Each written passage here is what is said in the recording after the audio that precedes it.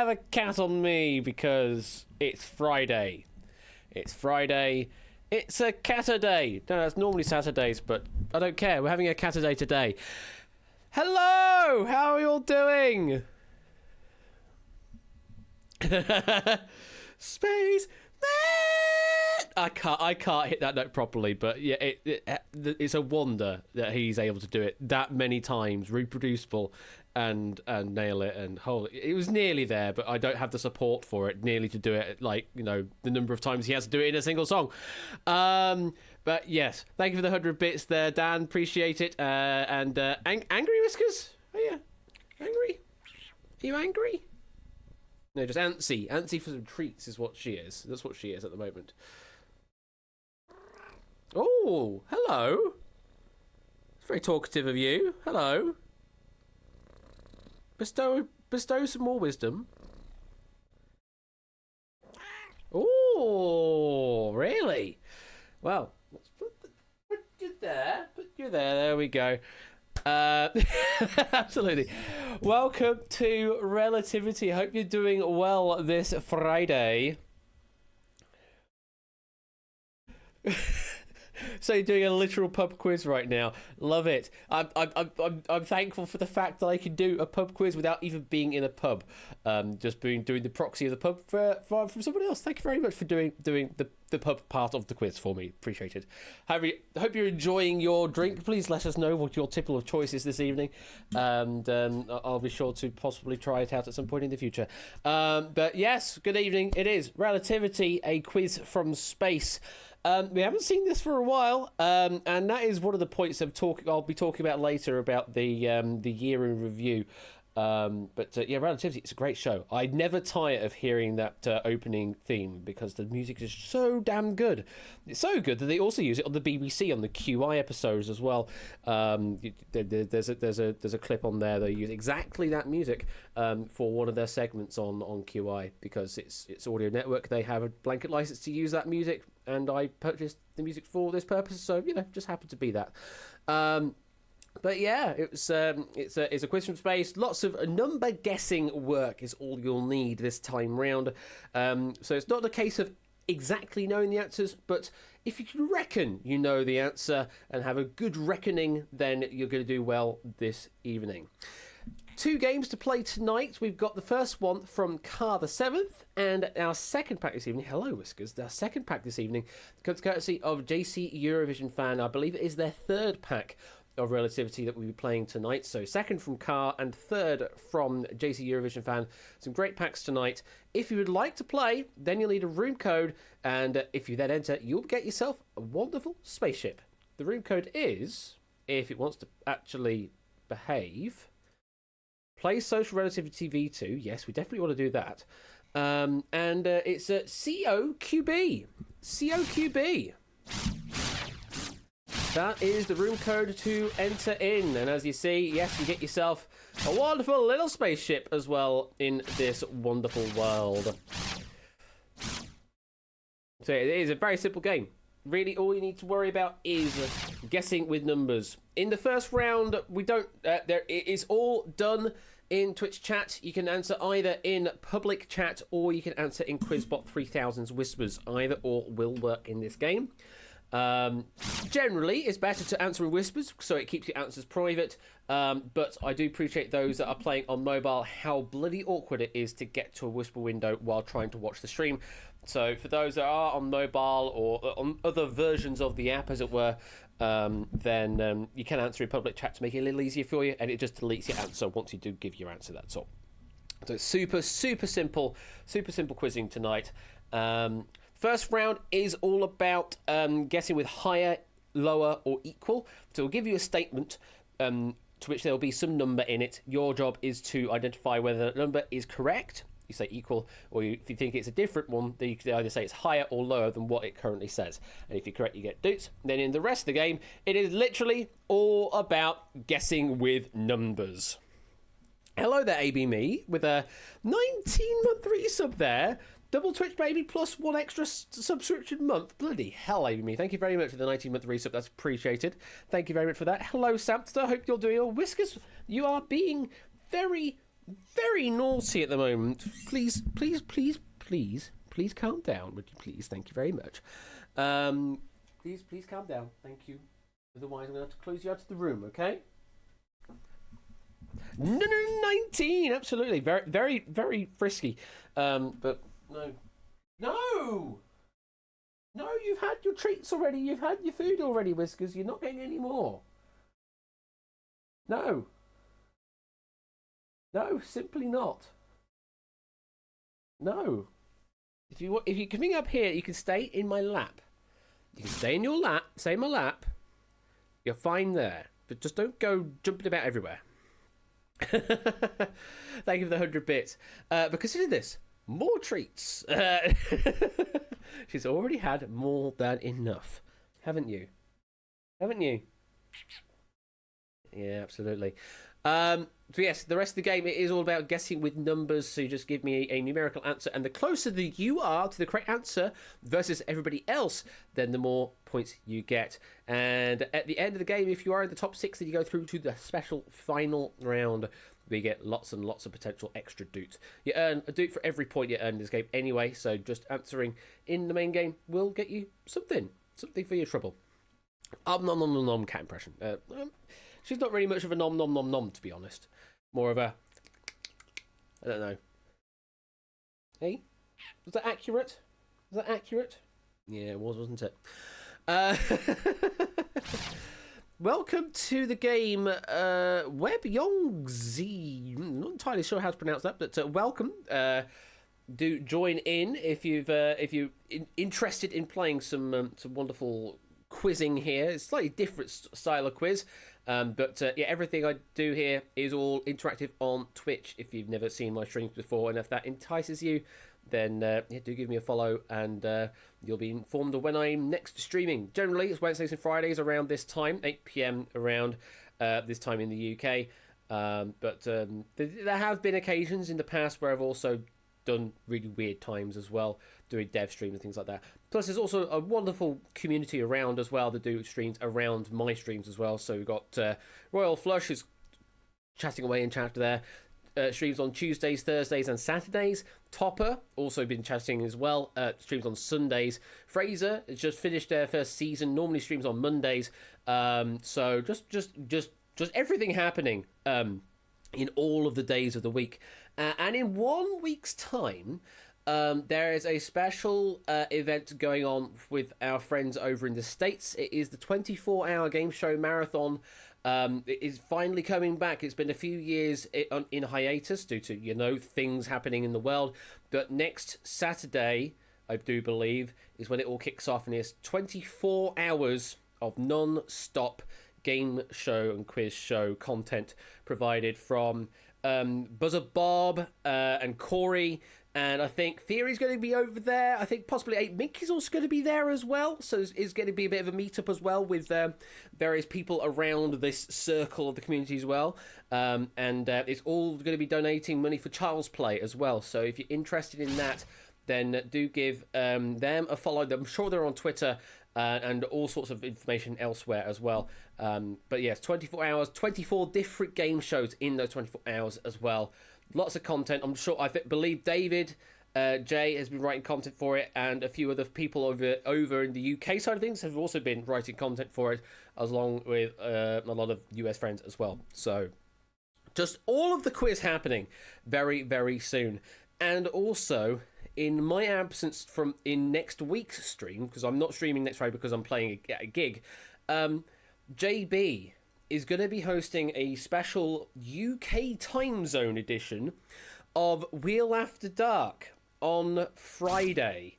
So I'm not here next Friday, but JB will be hosting his stream at Friday, roughly 8 p.m. time, on the Friday. So not on the Saturday that week, because that would coincide with 24-hour game show, but on Friday at 8 p.m, a very rare look at Wheel After Dark on the UK time zone side of things. So it's gonna Wheel Afternoon for those over in the States. Yeah, it's kind of very strange, but definitely looking forward to that. I mean, I'll be gigging, so I won't be able to catch it live, but I'm hoping it's all going to be a load of fun. Right. Well, yeah, we'll before dark for the US lot. Right, let's get straight into this game. And Nicole's going to be co-hosting. Oh, that's brilliant. Nicole's going to be co-hosting on that particular episode as well. So do tune in. And of course, as usual, we'll After Dark tomorrow at like 3 in the morning UK time. Silly o'clock in the UK. It makes more sense over in the States, obviously. But yeah, they've got the usual thing tomorrow evening time. Right. Words are hard. Let's get this game underway. COQB, if you do want to join in on this launch into space, this one provided by Car the 7th. And if we're ready, 10, 9, 8, 7, 6, 5, 4, 3, 2, 1. Let's launch. We have liftoff. We really do, Tony. We really do. Engage. And let's get straight into round number 1, which is general relativity. So in this round, we're going to give you a statement about a number, and that will appear on screen and in chat. Your objective is to identify whether that is lower, equal, or higher in actuality. If you say the right thing in the time allotted, then you're going to get yourself some points, 500 points to be exact. How do you say lower, equal, or higher? Well, you could say either the words lower, equal, or higher, or the shortcut is the first letter, L, E, or H. You can also use the less than symbol, the equal symbol, the greater than symbol. Any of those combinations will work as well. As long as you give me an answer in the time allotted and it's correct, then you're going to get yourself some points. Like I say, you can answer either in public chat or preferably to whisper to Quizbot 3000. You will see your name appear at the top of the screen once I have received your message. So if for some reason you're using whispers and they're not being delivered, you'll be able to see if your name doesn't appear and then try your whisper answer again. It'll only accept one answer from you, the first answer that it does accept, and that'll be whatever you have locked in. Good luck. Let's get this game underway. Question number 1. According to the IBA, you need 100 milliliters of ginger beer to make a Moscow Mule. Lower, equal, or higher? So starting off with some alcohol. Well, ginger beer, not technically alcohol itself, but an alcoholic drink in a Moscow Mule.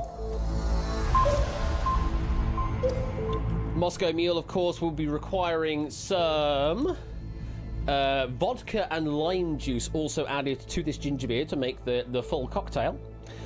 Let's have a look to see where you think we are with this 100 mils. Ooh! That is about as even split as it's going to get, pretty much. I mean, we can get a perfect super split, but it's going to take some doing. 10 say lower, 11 say equal, 12 say higher. Well, let's find out. The correct answer, the correct statement should read, according to the IBA, you need slightly more, 120 milliliters of ginger beer to make a Moscow Mule. That also comes in with the 45 milliliters of vodka and 10 milliliters of fresh lime juice. That is one serving of a Moscow Mule according to the IBA. So, if you gave me the answer of higher, if you're one of those 12 ships there, congratulations, you've got yourself some dues or points. Let's put it that way. My editor is doing really weird things when it changes focus, much like what it did with Breakaway. It just suddenly ticked something then, which it shouldn't have done. So I'm going to keep an eye on that because it shouldn't be doing that. Unity, why do you do things?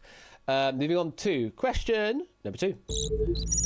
In a record-breaking Rugby World Cup match in 1995, New Zealand scored 21 tries past Japan. Lower, equal, or higher? I have been, unfortunately. I have tried turning it off and on again. The PC as well. Doesn't quite work.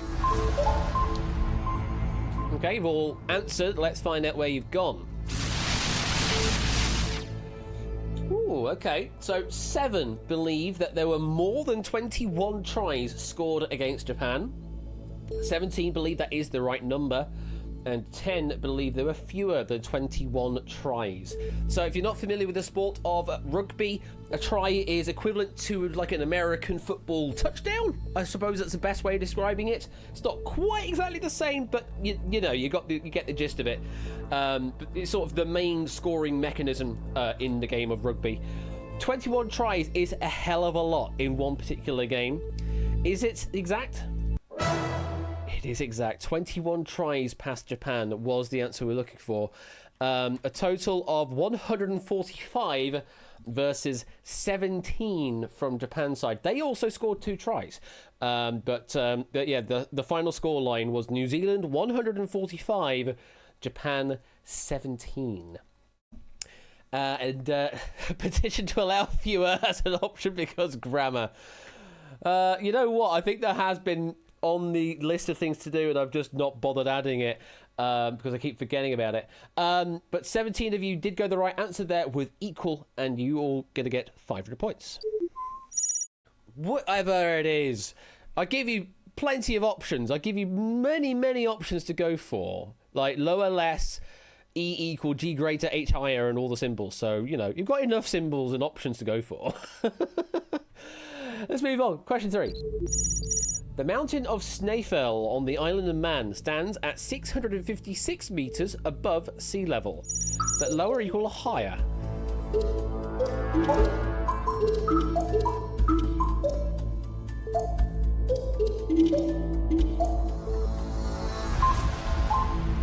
It's time. Silent Marine just getting an answer in time. Let's see where you've gone. Okay, so 5 believe that is the correct value. 9 believe that Snaefell stands slightly taller than 656 meters. However, the majority, 19 of you, think that that number is slightly shorter than it should be. Well, slightly shorter than what we say. Let's find out. The answer we're looking for is shorter at 621 meters above sea level. Yeah, it only narrowly qualifies to be a mountain at that height, according to this. Narrowly qualifying to be one by just 36 feet. So yes, 621 meters above sea level is the answer we're looking for. 19 of you going the right way, getting yourself some points. Thank you, Jeff Marshall. Oh, that's a Jeff fact, is it, Ralph? It's a Jeff fact. Okay, cool. Purple train. Those people that know. No. We continue. Some pints would be lovely. There really would be some lovely pints these days. We're going to continue on. There are 3 more questions in this round. Let's move on to question 4. The modern Makedrili Georgian alphabet has 36 letters in it. Lower, equal, or higher? Ah, I see, Ralph. I see.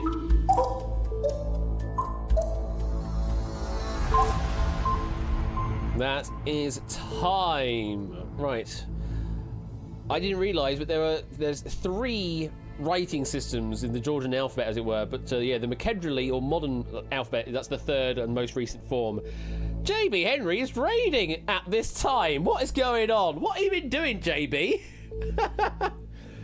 What have you been doing to warrant me doing a raid? Coming a raid? Oh, you were doing some Dr. Mario earlier. Ah, brilliant. Love it. Well, welcome in. I hope you're doing well. I was just telling the folks at the beginning that I'm not going to be streaming next week, but you're going to be streaming in my time slot next week with some Wheel After Dark, except it's sort of like Wheel in the afternoon for the States folk. So yeah, we're definitely looking forward to that next week, JB. Appreciated. Right, let's find out where you've gone on this question. 9 have gone lower than 36 letters. 8 have gone higher. 16 of you have gone equal, saying 36 is the right number. Well, I can tell you the number we're looking for is... oh, ever so slightly lower. 33 letters in the modern Makedrili Georgian alphabet. So 3 shorter than what we said. 9 of you with the right decision there, getting some points with going lower. Yeah, not really much else for me to say on that one, unfortunately. Dates from the 10th century and originally had 40 letters, but 7 of those letters have now since become obsolete. As languages, you know, characters do fall out of fashion over time. Moving on to question 5. The song Albuquerque by Weird Al Yankovic clocks in at 10 minutes 41 seconds in length. Is that time lower, equal, or higher? As we get loads of messages coming in at once there. Wow. Answer.wav. And I can sing the whole thing from memory, says Chris. So you should have a good idea how long it is then. Let's find out. Where have you gone? Okay, so 3 people are braving it, thinking that the duration of this song is shorter than 10 minutes, 41 seconds. 21 of you, the majority, 60%, say that 10 minutes, 41 sounds about right. And there are 11 of you that believe that the song Albuquerque is longer than 10 minutes, 41 seconds in length. This was... the length provided was provided by Apple Music in this case, so it is whatever the sort of the provided album, provided single would be. The answer we're looking for is slightly longer at 11 minutes 23 seconds. That's how long that track is. It is his longest song and appears on the Running with Scissors album released in 1999. So yes, 11 of you going the right way for 11 minutes, 23 seconds, getting yourself 500 points. Leaves us with just one more question in this round, so one final lower, equal or higher decision. Let's see what it is. To the nearest whole number, the loudest purr by a domestic cat is 79 decibels. Lower, equal or higher?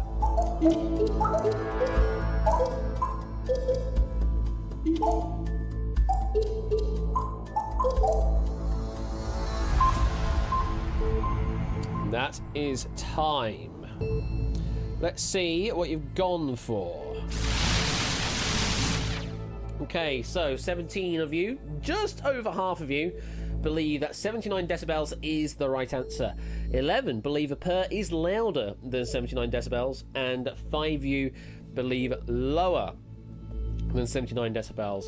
I would say the purr of Whiskers, where she's disappeared to, she has actually decided to disappear now, would probably be around 60 decibels, I guess.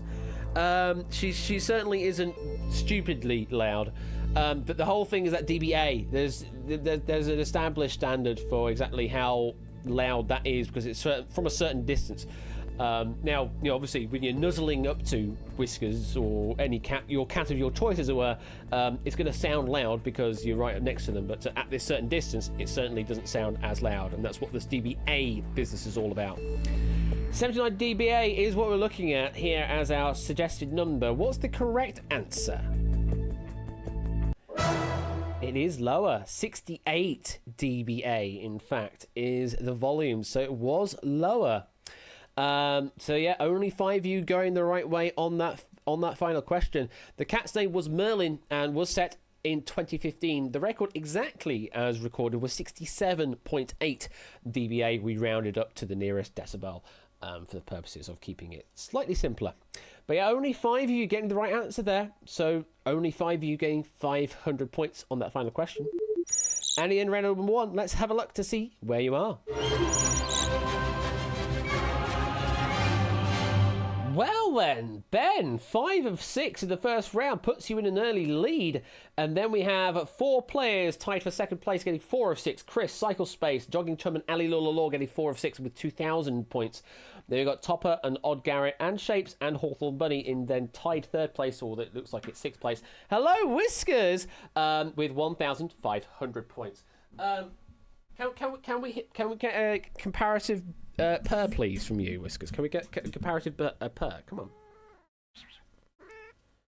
No, that's not a purr. No, that's not a purr. Can we get a comparative purr? Can we? Yes? No? No. Not in a purring mood at the moment. Okay, fine. Okay. Just don't dart up on the desk again, please. Please don't just dart up on the desk like that. Right. Well, that's the end of round number 1, and we're now dealt with the lower, equal, higher. Now it's all about guessing with numbers. So here's round number 2. It is ranged relativity. So in this round, you're going to see a question appear on screen and in chat, the answer to which will be a whole value, an integer response. When the timer starts, you need to give me a response, an answer to Quizbot 3000 or public chat as a valid integer number. You are allowed to use 1,000 separators as you wish to try and figure out exactly the magnitude of the number, because sometimes the numbers can be rather stratospheric. Just be aware, we may be going into millions and hundreds of millions on some questions. So use of 1,000 separators is allowed in this case. Just make sure that you don't, give me a power of 10 off or magnitude off entirely. But yes, the closer you are to the correct answer, the more points that you can get. You could be getting a possible 1,000 points if you can get the answer absolutely on the nose in each question. There are. I can't remember. From when I proofed this, but there might be. Let's get straight into it. Question number 1. You're going to get a range, though. Don't forget, this is range relativity. You're going to get a range of possible answers. If you give me an answer that is outside the range, the bot will tell you and to try and suggest for you to answer again, so that you can answer within the range. Here we go. In minutes, how long was the longest ever FA Cup tie between Alvechurch and Oxford City? The answer is between 300 and 1,000. Give me a guess. In minutes, how long was the longest ever FA Cup tie between Alvechurch and Oxford City? Clive, you're out of range. You give me a better answer. There you go.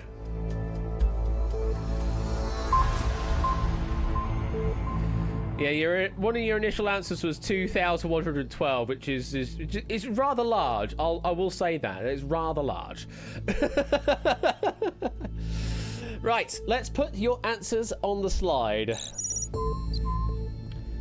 Wow, interesting. The highest value we have is Colo with 701, and no one venturing into the last 300 there at all. Our lowest guess is Royal and Woohoo with 350. We got a couple on 480, a couple on 488. Very interesting answers. A few on the 420 Blazes as well. Let's have a look. The correct answer is...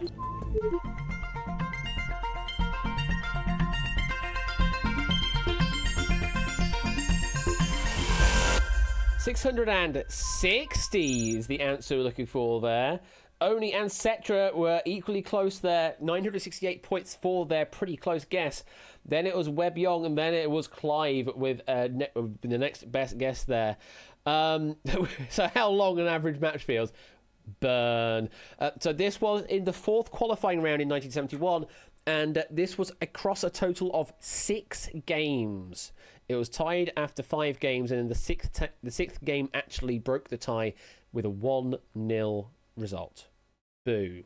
Just 1 goal. So yes, that results to 660 minutes according to Guinness World Records in this case. So the closer you were to 660 versus everybody else, the more points you've gotten. As you see there, Oni and Cetra managing to get 968 points for their guess. Unfortunately, Woohoo and Ben, your guess was the furthest away, in which case that does mean you're getting 0 for that answer.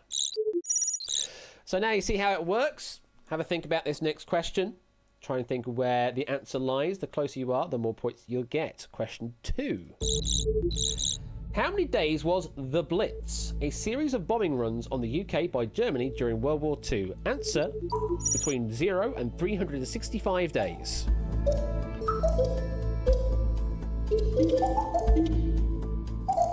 How many days was the Blitz? A series of bombing runs on the UK by Germany during World War II.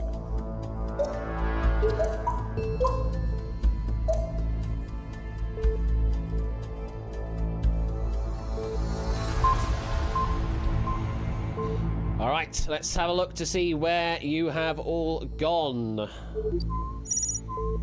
Okay, we've got a wide range of answers. More towards the first half, it would seem. Saphira with the shortest guess of 7 days, so just 1 week. We've got Silent Marine Tadaru going for approximately a month there with 30 and 31 days. Similarly, Ralph with 32. Then we ratchet all the way up to Panda with the greatest guess on 320 days, so approaching a full year for the Blitz. You're saying Deuce with 280, Ali with 244. Really, really long times. How long was the Blitz? Let's find out. The correct answer is...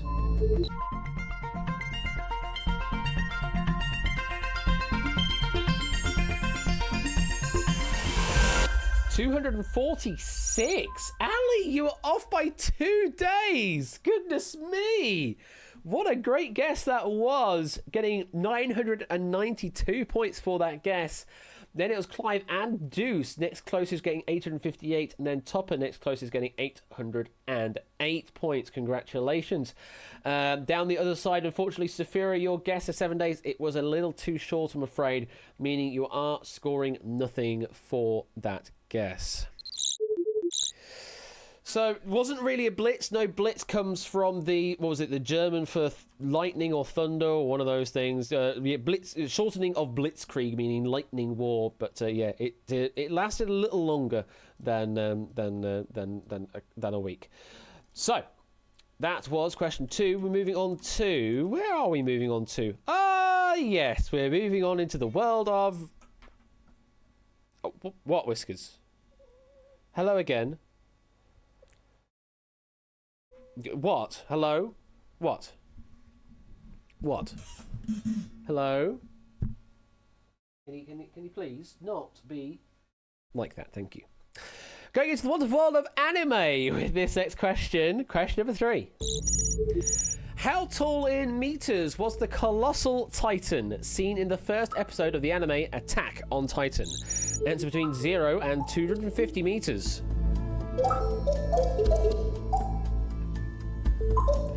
Whiskers hasn't been fed in the past 10 minutes. You are correct in that fact, JB Henry.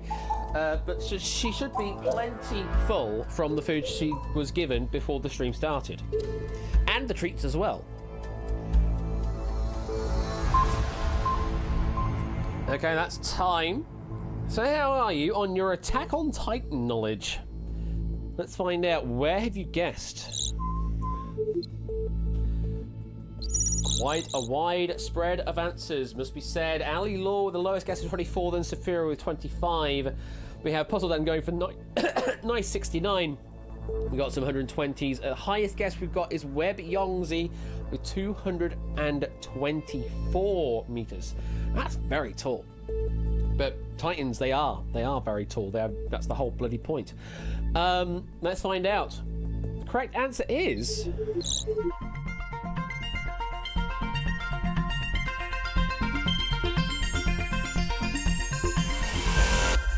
60 meters tall. The answer, AB Me with the perfect guess.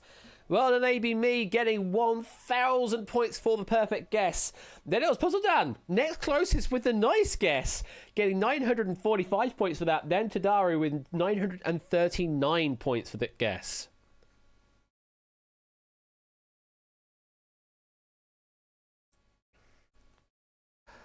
Da-da. Thank you for the 100 bits and that wonderful dad joke, JB Henry. But yeah, 60 meters is the referenced height according to the first episode on Attack on Titan.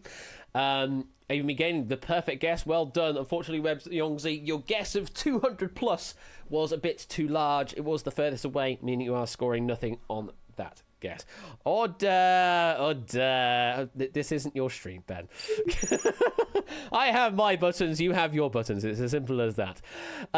Moving on to a different category altogether. We're going off into, you know what? We're going off into space, man, is what we're doing. We're going off into space. Question number 4 is this. In kilometers, what's the diameter of the Sea of Tranquility? And it's between 0 and 1,000. In kilometers, what is the diameter of the Sea of Tranquility?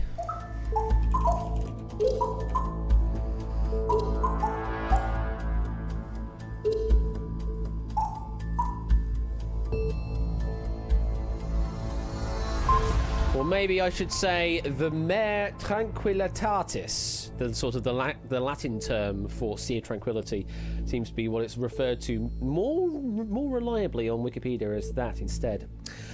But yes, this is the question we're looking for. Let's find out how far you think the Sea of Tranquility is across. We have a wide range of guesses. Dogfish with the lowest guess at just 100 kilometers.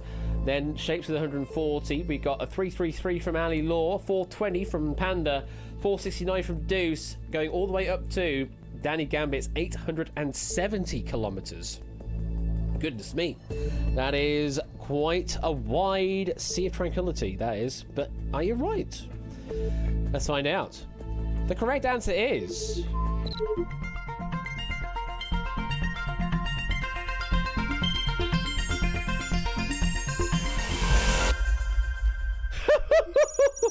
Yeah, you're right, Danny. 873 kilometers was the answer. Only off by 3 kilometers. Getting 996 points for that guess. It is an approximate measure, I may add. According to NASA, it is an approximate measure. We don't have an exact, like, to the kilometer measure for the diameter. Again, you're sort of assuming that it's circular all the way around, which it kind of is, but it isn't. You know, it's the approximate diameter we had was 873 measured. But yes, Danny Gambit, just pretty much perfect guess at that level. Then Hawthorne Buddy 979. Then Riff with the third best guess getting 929 points. Dogfish.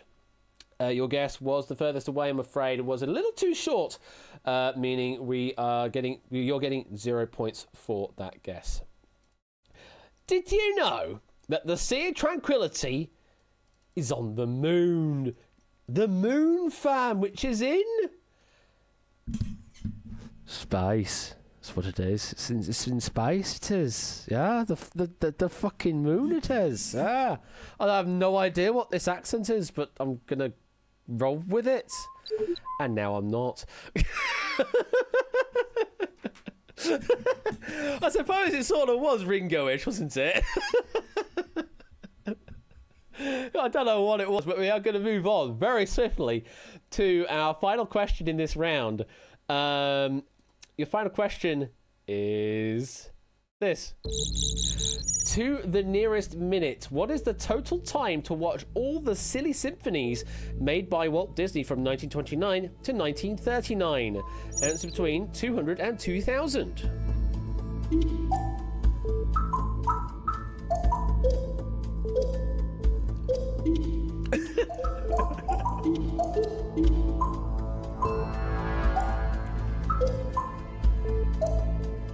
Last few seconds. I can still see your messages. Don't worry, Tyler. I can see your messages even though they're being deleted by the bot. Can we please record the one about the submarine? Ringo Starr, probably. Let's have a look to see what you've gone for. So, we have a lowest guess of Chris with 230 minutes. What is that? Nearly 4 hours? Something like that. Then we have Riff with 241. Cola with 403. We got a couple on 500. We've got 888. Highest guess we've got is Tadaru with 1,337 minutes. That's very elite of you. Certainly wouldn't have been leaked back in 1929 to 1939, but still a very elite number that is. Let's find out. How long would it take to watch all of the silly symphonies? How many of them were there in total? Let me have a look. There were a total of 75 shorts. So 75 silly symphonies. And they totaled...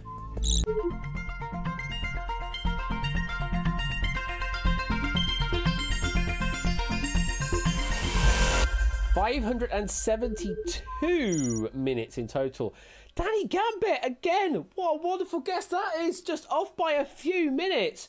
Literally one episode of A Silly Symphony. 996 points you gave for that. Then Hawthorne Buddy, 993 points. And Cursed Toucan, 936 points for your guess. Goodness me. Tadara, unfortunately, your guess was a bit too far away. Does mean you are scoring nothing on that one. That really was a guess, wasn't it, Hawthorne Buddy? Jesus, 993 points going your way as well. But that's how this game goes. If you reckon, pretty well, you can look into a great answer and get loads of points for it. I seen the proof or watch them all with a stopwatch just to make sure. Unfortunately, no, but we did use IMDb Pro to make sure that the numbers were legit. That's the end of round number 2. And with that, Hawthorne Bunny takes the lead, 5,548 points. Then in second place is Topper with 5,441. And then third place is Ali with 5,392. Ben, who was in first place going into round number 2, is now in fourth place on 4,960. But it can all still change. Still one more round before we decide who moves on into the final round of Special Relativity. So there's still 5 questions to mix it all up. And we start getting a little crueler as well, because round number 3 is Social Relativity. So in this round, it's very much like round number 2, except what we're going to do is going to split you up into 3 groups once you've answered, a low, a middle, and a high group. And only the group that contains the correct answer will actually score points.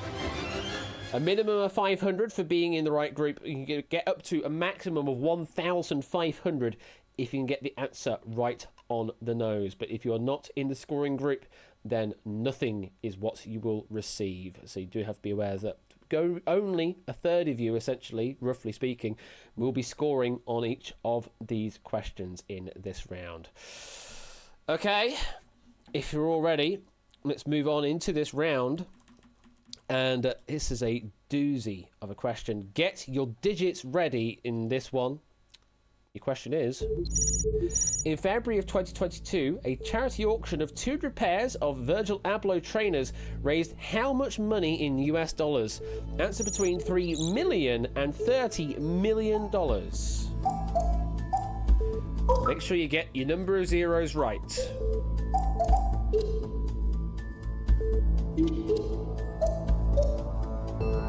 The front tree, your answer is out of range.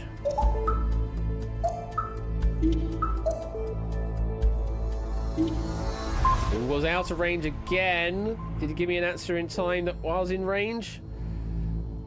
You did. You did get an answer in time that was in range. Okay.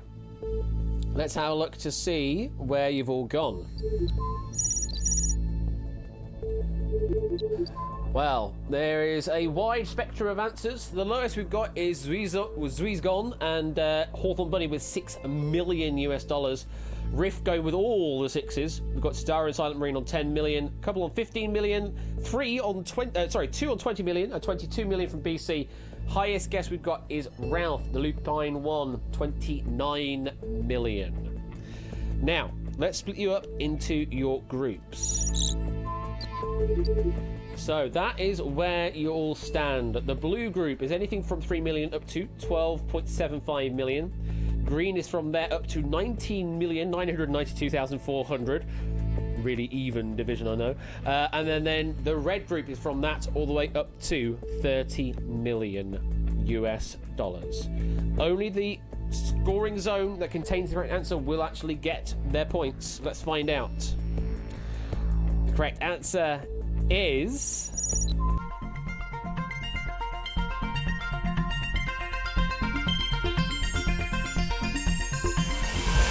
Red Zone takes it with 25.3 million US dollars. Odd Garrett was the closest within the red zone, getting 1,368 points. Oh, yes, I forgot the points do go up again. Royal Flush, Ben, next closest, getting 1,268 points. And then third closest was Danny Gambit, getting 1,066. Now, Dogfish, Panda, Diamond Ninja, you were all pretty much equally furthest away, but you were critically just in the red zone, which does mean you still score yourself 500 boots for being in that red zone. Everybody else, unfortunately, you were not in the correct zone, and does mean you are scoring nothing for it. That is approximately 100,000 per pair of sneakers. It is indeed Saphira. Yeah, some of the auctions at Sotheby's was very, very valuable indeed. Let's put that one away, and we're moving on to science and nature. Bit of science and nature coming your way with this next question. Question number 2 is this. According to the American Museum of Natural History, how many different species of amphibian are there? Answer between 0 and 10,000.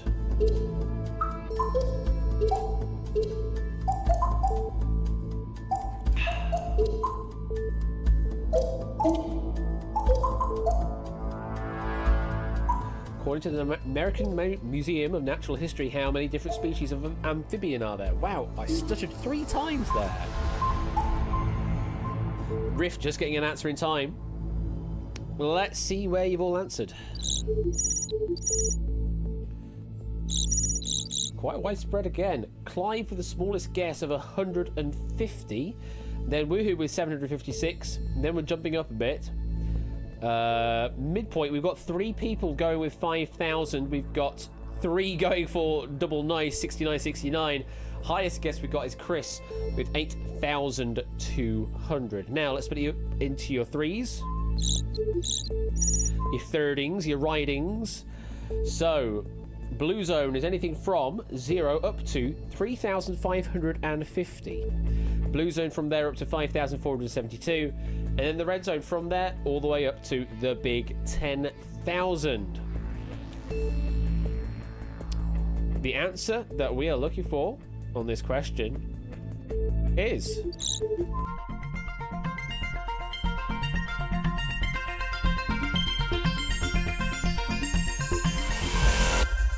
Red zone takes it again, 8,456. Chris, your guess was the biggest of all, and yet it still wasn't all the way close to the answer, but you are the closest of all, getting 1,406 points for your guess.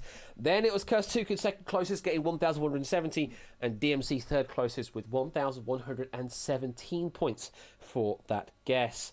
Puzzle Dan, your guess was the furthest away. However, it was close. It was close enough to be within the red zone, so you still score yourself 500 points for being in the red zone. Everybody else, unfortunately, it's not good enough for you. You're getting 0 for it. Yeah, and out of that, let me have a look to see. So there was about 88% of all of the amphibians there were of frogs. According to the AMNH. There you go, I suppose. Let's continue on. Question number 3. We go into the world of literature with this question. How many words are there in total in the complete His Dark Materials trilogy by Philip Pullman? Answer between 100,000 and 1 million words.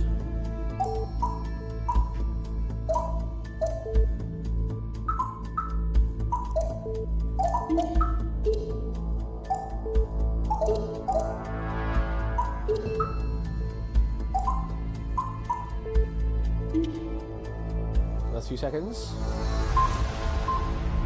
That's time. Let's find out where you've gone. So our smallest guess is Oni with 174,000 words. Then Chris with 225,000. Infantry with 230. We have a 400,000. We've got Dogfish with all the 4s this time round. Saphira with all the 5s.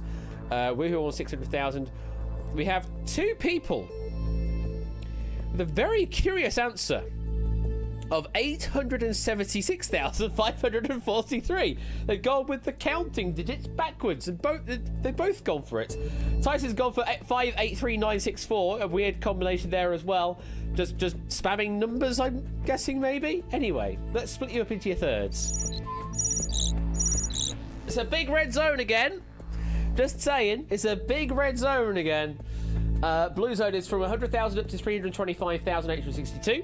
Green zone from there up to 447,444. And then you've got the other 500,000 left in play from there up to the million. So it's a big, big red zone. It could be red once again. Or it might be something else. Let's find out. The correct answer is...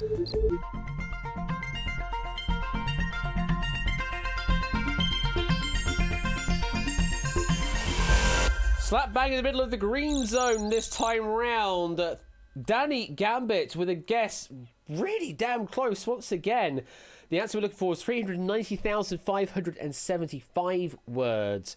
They break down as, if I can look at my notes, the breakdown as 112,000 words in Northern Lights, 109,000 in the Subtle Knife, and 168,000 in the Amber Spyglass, there or thereabouts. Danny Gambit with the best guess, 1,443 points. Then to Daru, 1,412 points. And Silent Ring, third closest, getting 1,351 points. Deuce, you were in the scoring zone. You were the furthest away in the scoring zone, but you still get yourself 500 points for being in the zone that did score. Subtle Knife shorter? Apparently so. Yes, Subtle Knife is shorter. Is the shortest in the series. Shorter than Northern Lights by 3,000, and shorter than Amber Spyglass by about 60,000. So there you go. We put that one away. Get rid of that question. Only 2 left now before we find our final 6 going on to Special Relativity. We move on into a bit of fishing. Let's go for a bit of fishing, shall we? In centimetres, how long is the world's longest fishing rod? And it's between 2,000 and 5,000 centimetres. Just watch out, we are talking centimetres here.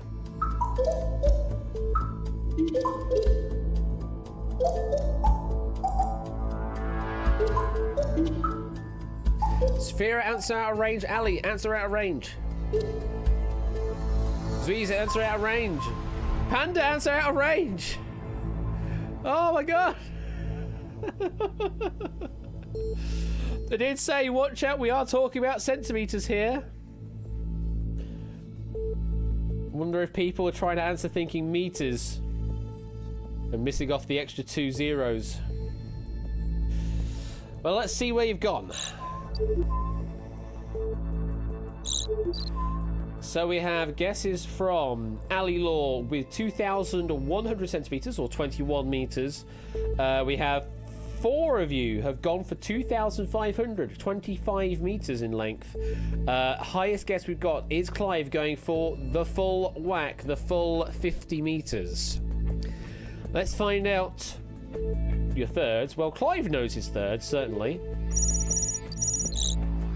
There they go. So, blue zone is up to 2,610. Green zone from there up to 3,626. And red zone from there up to the full 5,000. If it's not a 50-metre pole, I don't want to hear about it. Well, let's see if I'm going to be disappointing Clive here. Well, I think I am going to be disappointing Clive a little bit here. The correct answer is...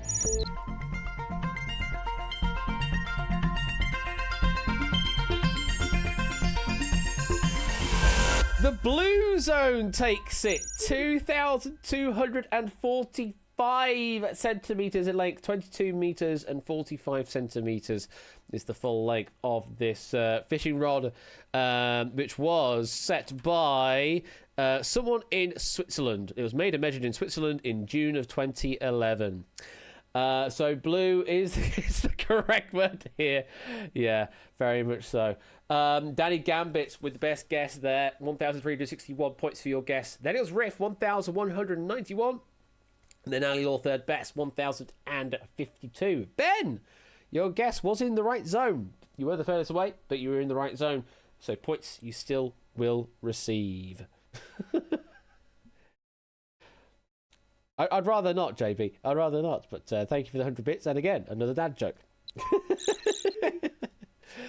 One more question left before we decide our final 6 players. So good luck. Anyone for a spot of cribbage? What is the record for most points scored by a team of 4 playing cribbage, playing singles in 2 pairs in 24 hours?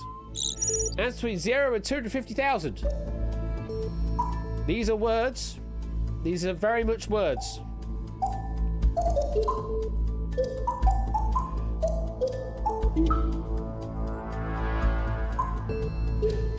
Is this the one where they have the term "and one for his knob"? Is this that game? I can't remember. I know I've heard that term come up in a duel or something before. Or is that bridge? I don't know. I don't play these slightly older games. Anyway, let's put you on the slide. Let's see where you've answered.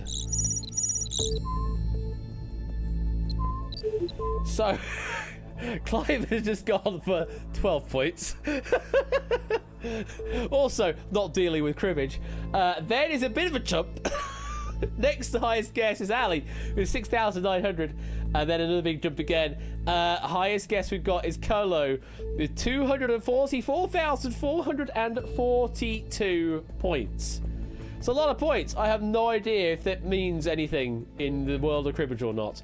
Either way, let's split you up into your thirds. We've got a big blue zone this time round. So blue is all the way from 0 up to 124,228. So pretty much the halfway point of this slide. Then the green zone from there up to 168,471. And then the red zone from there up to the 250,000. We have not had any edge cases in this game. I think that's the first time that we've played through an entire social relativity pack and not had an edge case. Very, very curious. Hello, Whiskers again. Hello. Hi. Thank you. If you're all ready, let's find out what the correct answer is.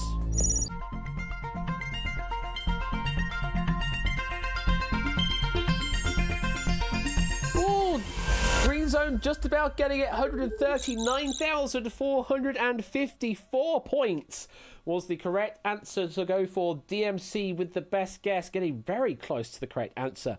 1,479 points for that. Then we got Topper next best with 1,401. Remember, Topper was in the top 4 going into this round. Then Tyson Bain was third place, 1,178 points for that guess. Shapes, you were the furthest away, but you were in the scoring green zone. You were furthest in that zone, should I say? Goodness me. So you still get yourself 500 points for that guess. And that, as I say, is the end of the main part of the game. So, we're going to reveal your scores in reverse order. Our top 6 will be going through to the final round, the special relativity round. Yes, they will, Whiskers. They will indeed. It's very, very interesting, I know. So, let's find out what your final scores are. So, at the back we have this Web Jim with 500. We's gone with 1,575. Then we've got Webyong, BC, Cetra, Shapes, Woohoo, Oni, Score Count, and AB Me, Tadara and Colo, Sophia and Cycle Space, Curse Tuka and Dogfish, Puzzledown and Clive, Effrontery and Odd Garrett, Elias and Diamond Ninja, Dooseman and Ralph, Tyson Bay and Silent Marine, Chris and Riff, Jogging Term, and our final 6 are Ali Law, Hawthorne Buddy, Topper One Gaming, DMC, Royal Flush, and top of all, Danny Gambit. There is your final standings there on the leaderboard. Congratulations to Danny Gambit, Royal Flush, DMC, Top One Gaming, Hawthorne Bunny, and Ali Law. You'll be going through to the final round. Congratulations. And the dukes have been updated, so all of these dukes have now been paid out. 1 duke for each point. Hello, Whiskers. Suggestion, have 7 people go through to the final. Now, Jogging Chum. This pack, or the packs for relativity, they are very flexible. So if you specified that there were more special relativity questions, then it would accept more people to go through into special relativity. So yeah, if you just have more questions, it just introduces more people into the final. You have fewer questions, it introduces fewer people into the final. It's as simple as that. It's magic how it works, essentially. Still need to do the 21st question relativity. You can very much do that, Topper. You can write 21 questions and make this game like that if you really wanted to. But yes, congratulations to our top 6. You're going to be going through to special relativity. Commiserations to everybody else, but we will be playing a second pack in a moment, so sit tight and you'll find out exactly what JC Eurovision Fan has in store for us in pack number 2. But we still have one final round here of Cars pack to play out. So for our final 6 players, let's go into special relativity. So in this round, you're going to see the question. The answer is going to be a number, but we're not going to give you a range anymore. You're going to be bidding blind. And on each question, the player that is furthest away from the correct answer they will be eliminated from the game. And we keep doing this process until only one player remains after question number 5. And they are our special relativity winner this evening. Good luck. And if you're all ready, or our final 6 players ready, good luck. Your first question is this. What was the gross worldwide box office takings in US dollars for the 2003 film The Room? Answer now.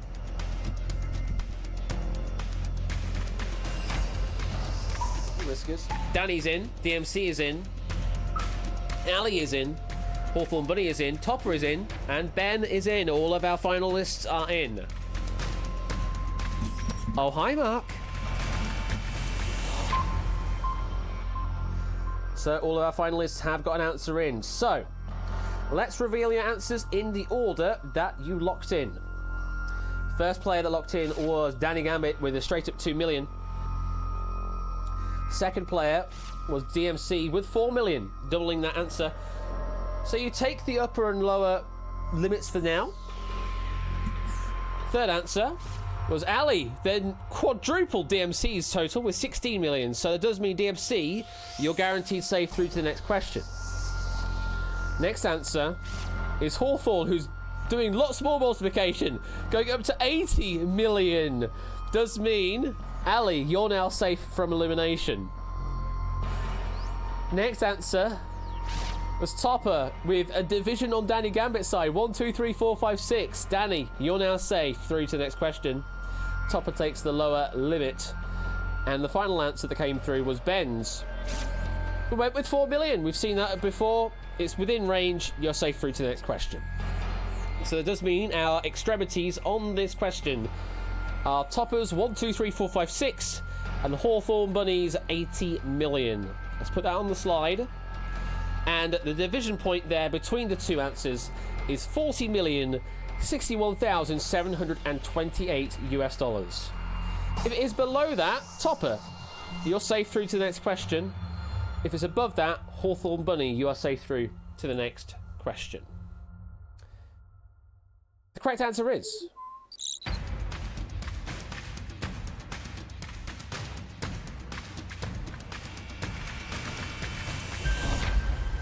$4,988,181 was the gross taking worldwide for The Room 2003. Hawthorne Bunny, unfortunately, your guess was just super large there.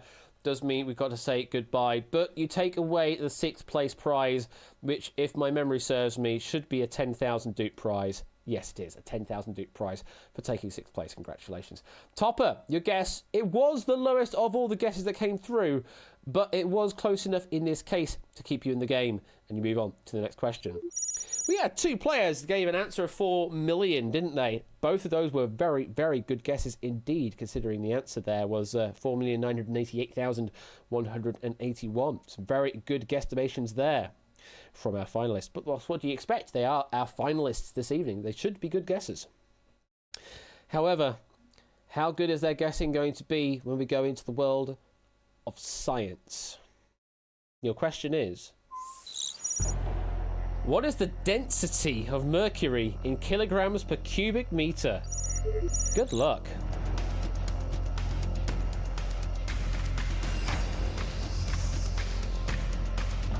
Element.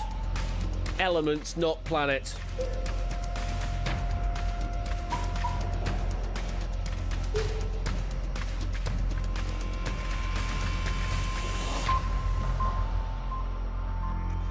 So, I don't think anybody would really know of, like, values of density.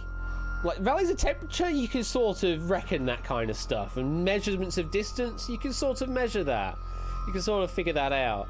But density is just, it's something you can't really, like, grasp. Anyway, let's see what you have gone for. Yeah, first answer that came through was DMC with 2 million. Second answer was Ali with 2,000,004. So we have a gap of 4 going on at the moment, which is quite impressive. Third guess was Ben, who did increase it a bit more. Went to 10 million. So Ali, you are safe. The next guess is Danny Gambit going really much smaller, going 69,696. That means DMC, you're safe. And the final answer was Topper with 24.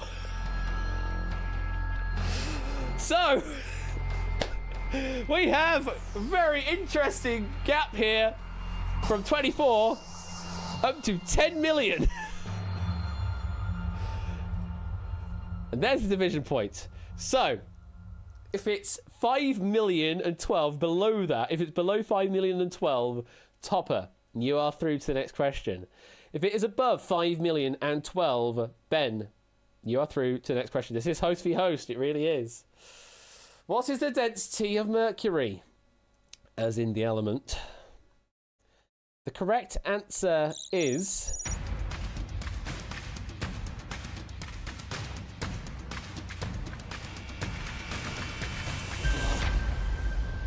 13,546 kilograms per cubic meter is apparently the number it is. I'm sure everyone's going, cool. All right. It's not 10 million, unfortunately, no. 10 million, like if you had a density of 10 million, then you would be approaching black hole status at that kind of level, I think. Yeah, thank you very much for playing, Ben. You do take 5th place with that, and that means you take yourself a 20,000 dupe prize for taking 5th place there. Congratulations.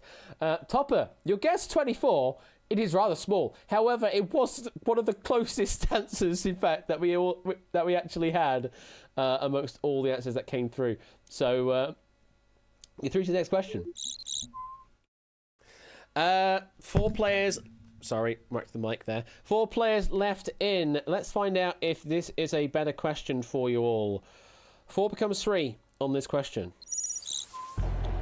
How many different breeds of dog were involved in the world's largest dog walk? Answer now.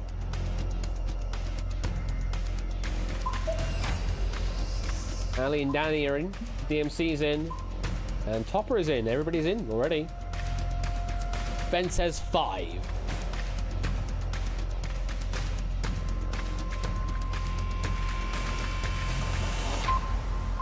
That is time. Would it help if I was to say that the record in question involved a total of 22,742 different dogs? 22,742 different dogs were involved in the record. But how many different breeds were there in that record-setting dog walk? Let's reveal some answers. Ali's gone for 124. Danny's gone for 169. We've set the limits. The third answer that came through was DMC with 102. Pretty close guess. Does mean Ali, you're now safe through. DMC takes the lower end. And the last guess we got was Topper with 222. Danny, you're safe through to the next question. And this is a much more respectable slide, it must be said, but Topper is back in this situation once again, but on the other end this time. DMC on 102, Topper on 222. Puts our division point at 162. If it is below 162, DMC, you're through to the next question. If it is above 162, Topper, you've survived again, and you're through to the next question. I had to check my notes. The correct answer is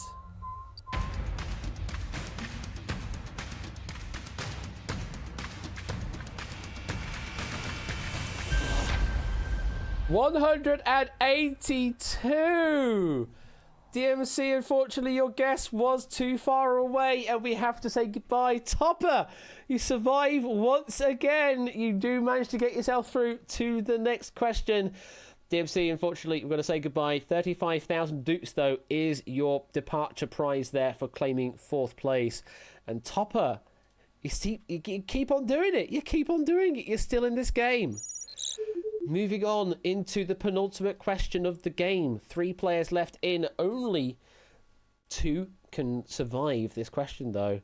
Will Topper be on the slide once again? Let's find out. Your penultimate question is... how many times is Godot's name mentioned in the play Waiting for Godot? Answer now.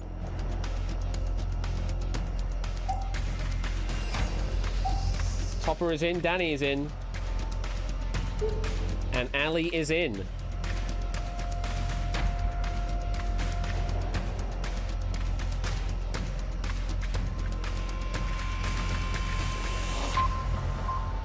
There's time. Let's see what you've gone for.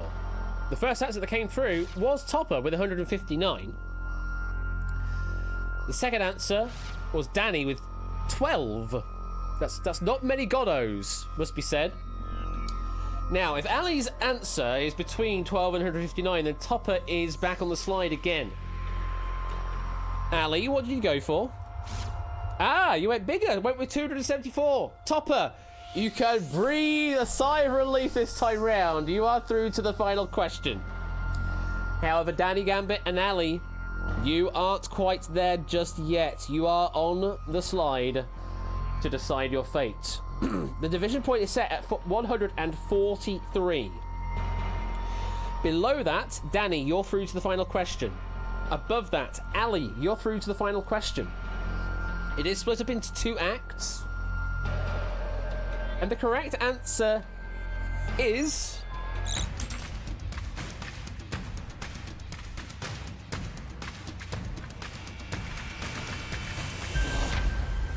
47 mentions in total across the 2 acts. It is not very mentions at all. Ali, unfortunately, that guess was a bit too large. We've got to say goodbye, but very well done for claiming 3rd place, which is 50,000 Dukes for that 3rd place finish. Well done to you, Ali.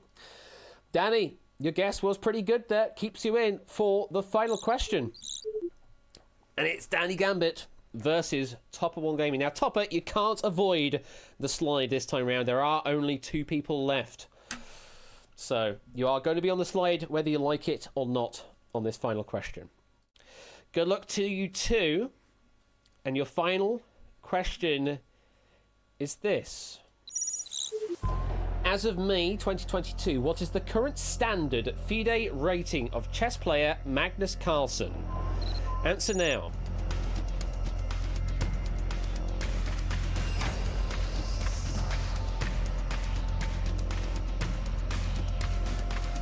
Danny is in. Topper is in.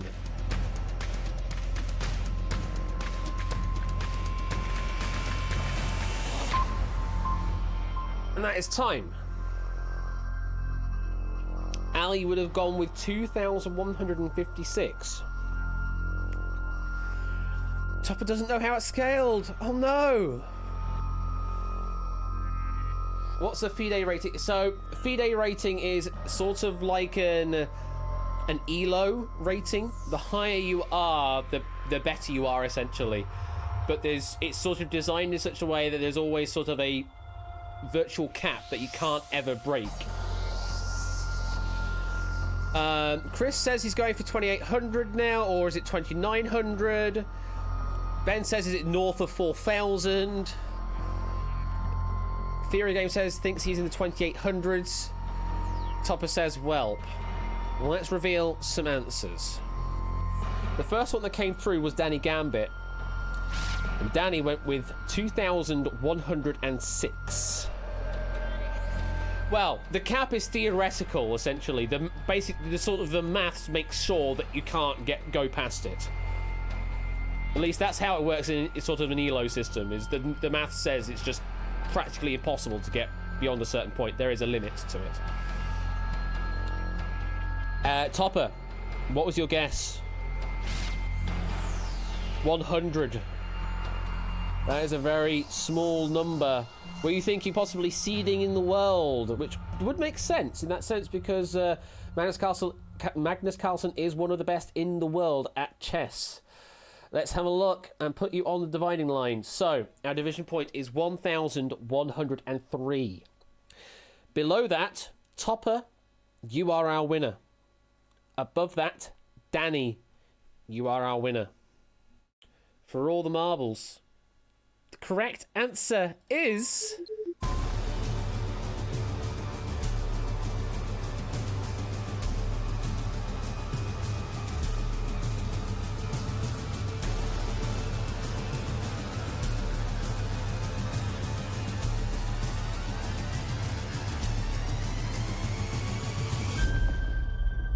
$2,864 was the rating as I checked it today on the standard FIDE rating, because of course there are different ratings for like bullet chess and things like that. But standard FIDE rating, 2,864 is his current rating. Topper, unfortunately, you just missed that knowledge as to what the FIDE rating system is. I can understand with you going with a smaller number, thinking that it is like a seeding number, because that makes a lot of sense, but unfortunately the FIDE rating is not like that. It is a sort of a relativistic score of your ability versus other people within the chess community, and the higher the number, the better you are, essentially.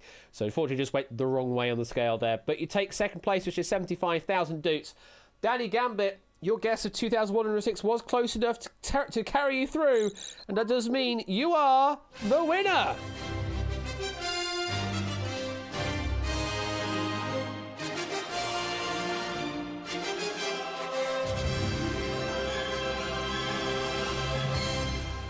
And you get 100,000 doots for your win there, Danny Gambit. Congratulations on that win. Very, very well done to you, and very well done to all of our players there. Hard luck to Topper, going the hard way, essentially, all the way through that final there. Oh, and Theory of Game.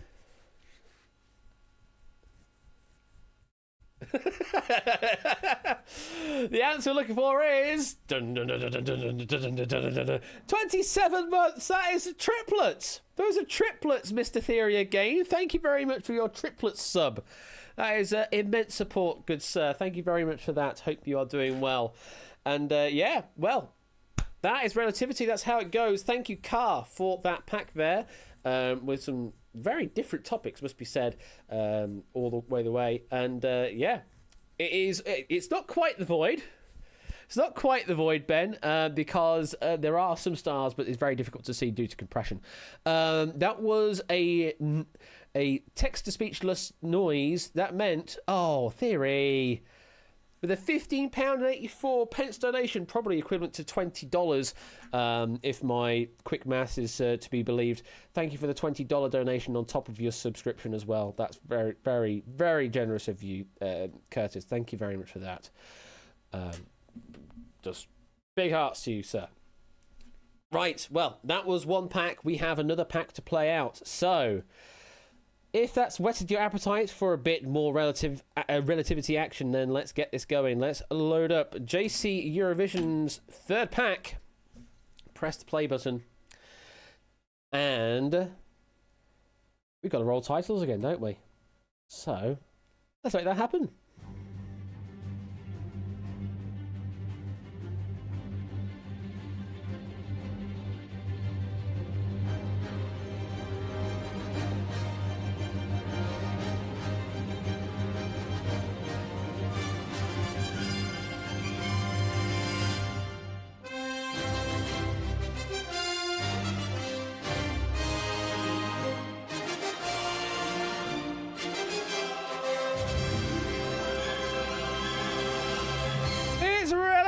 And if you'd like to play, NNOK is the room code to enter in. NNOK is the room code to enter in to play this pack by JC Eurovision Fan. Never not okay, says Carquiz. I guess so. Nope, not okay, says player to start. So yes, it's the second pack, much like the same kind of construction. I do actually appreciate more that JC writes more questions than I actually ask for. That way that I can reduce the number of questions and sort of pick one I don't quite like to see in the set and sort of improve the quality overall. Just sort of give me bonus questions to use, which is really nice. Hello again, Whiskers. Hello again. Do you want the camera attention? Is that what you want? Here we go.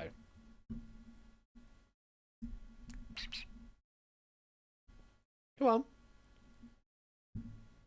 Come on.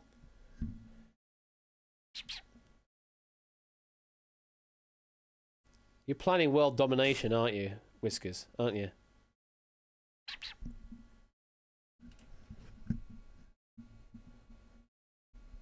Yes. Yes. Oh, there we go.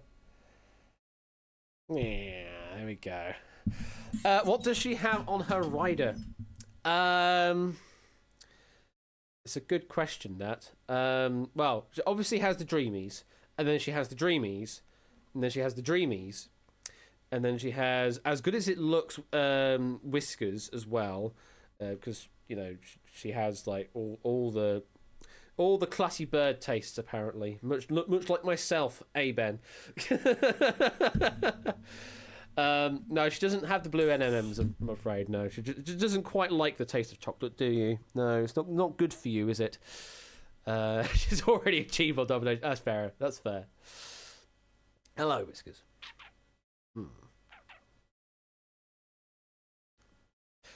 Have I tested to see if it is indeed as good as it looks? No, I have not tested that far, Talking Joe. I have not become that desperate. Let's put it that way. Hello. Really? What?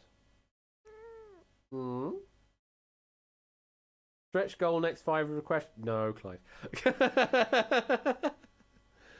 No, Clive. No. Last minute to join in on this game.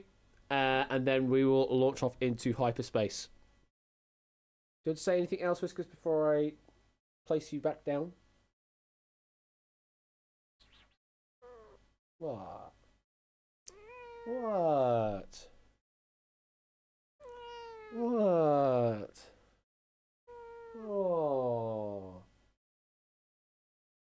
Such hardship. NNOK is the room code, woohoo. NNOK. There you go. You are there. She wants to be played like you could. No, she really doesn't. She doesn't like that. She definitely doesn't like that, Clive. Okay, last few seconds, and then gonna get this thing launched. Let me go into the main screen there so you can actually see it for proper. There you go. NNOK, the room code to enter in. 10, 9, 8, 7, 6, 5, 4, 3, 2, 1. Let's launch.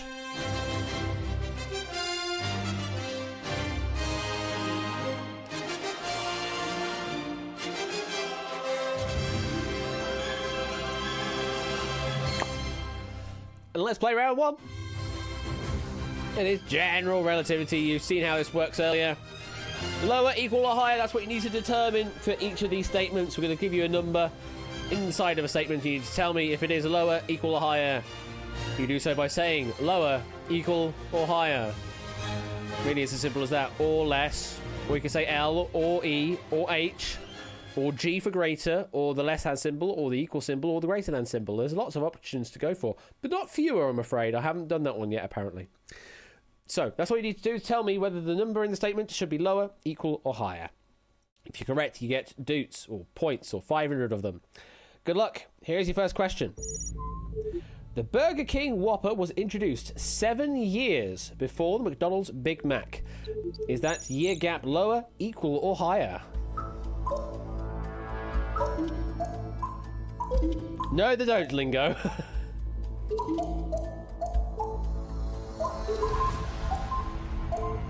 Oh, lots of late answering going on there, but getting just in time. Let's have a look what you've got. Okay, so only 5 of you believe that that 7-year gap is correct. There's pretty much split for the other 2. 13 say less than 7 years. 14 say more than 7 years. Do you need to message a bot? You can either... so, Quizbot 3000 is if you want to whisper it. However, if you're on mobile, then you can answer in public chat. It'll just delete your message when you do that. The answer we're looking for on this one was greater, was higher. Burger King Whopper was introduced 11 years before the McDonald's Big Mac. That was the answer we're looking for there. So yes, the Whopper was introduced by James McLemore in 1957, while the Big Mac was introduced by Jim Delegati in 1968. Yes, an 11-year gap there was between the two there. So, McLemore, not Macklemore. unless it say it as Macklemore, but it's McLemore as in its spelling. So 14 of you went the right way, going for higher, getting 500 points in the process. It's as simple as that. Question 2. 191 national flags were used in the edited version of the music video for American Life by Madonna. Lower, equal, or higher?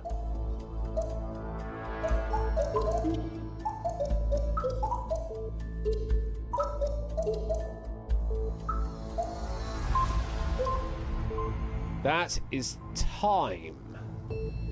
Let's see where you've gone. Okay, so majority of you, 22 of you, say that were fewer than 191 flags. 8 say that is the right number, and 4 believe there were more than 191 national flags in the edited version of the music video for American Life by Madonna.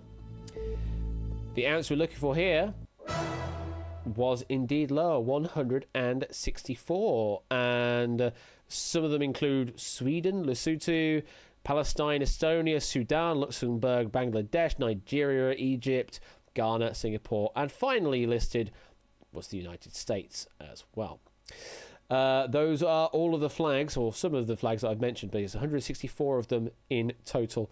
That's a lot of flags. 22 going the right way. 500 points in the process for each of you for giving me the right answer. Nicely done. Moving on to question number 3. From 1992 to 1997, 60 original Goosebumps books have been published. Lower, equal, or higher?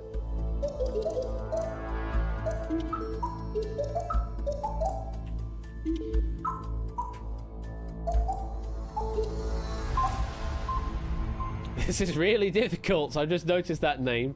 I'm hoping this isn't too difficult, but welcome to the game. Let's see where you go.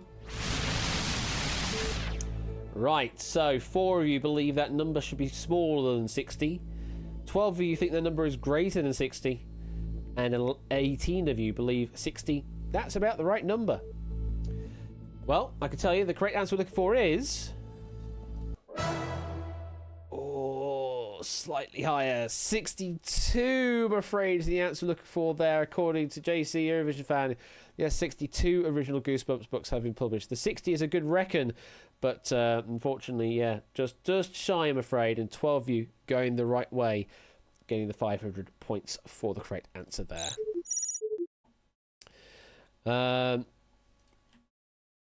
Goosebumps is a series of... Yeah, we know that. Move on to question number 4. Since its first season in 2005 and as of March 2022, 392 individuals have entered the Pinoy Big Brother house. Lower or equal or higher?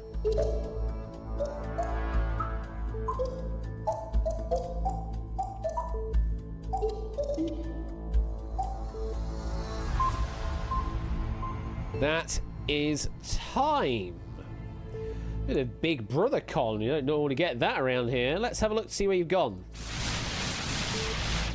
Ooh. Only one player has decided to go for a number greater than 392. 12 have gone less than 392, and 20 say that is about the right number. Can you evict me? Yes, you can, and we can say goodbye to this stream. Bye!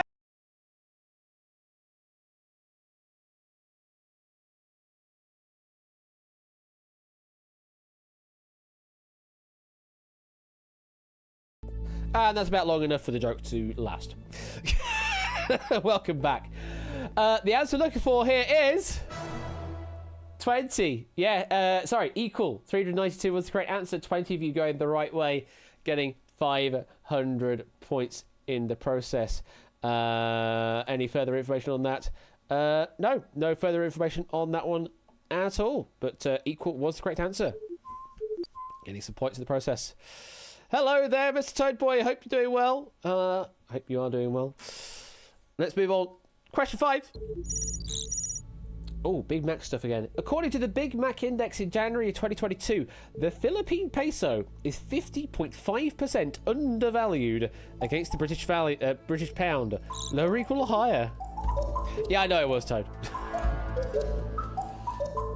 You committed to the bit, I commit to the bit.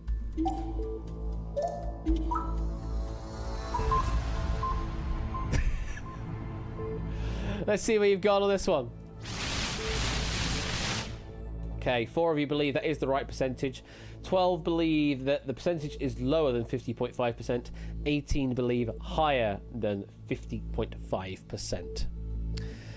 The answer that we are looking for here is lower. 12 of you go the right way. 42.2% undervalued against the British pound is what we're looking for there on the Big Mac Index.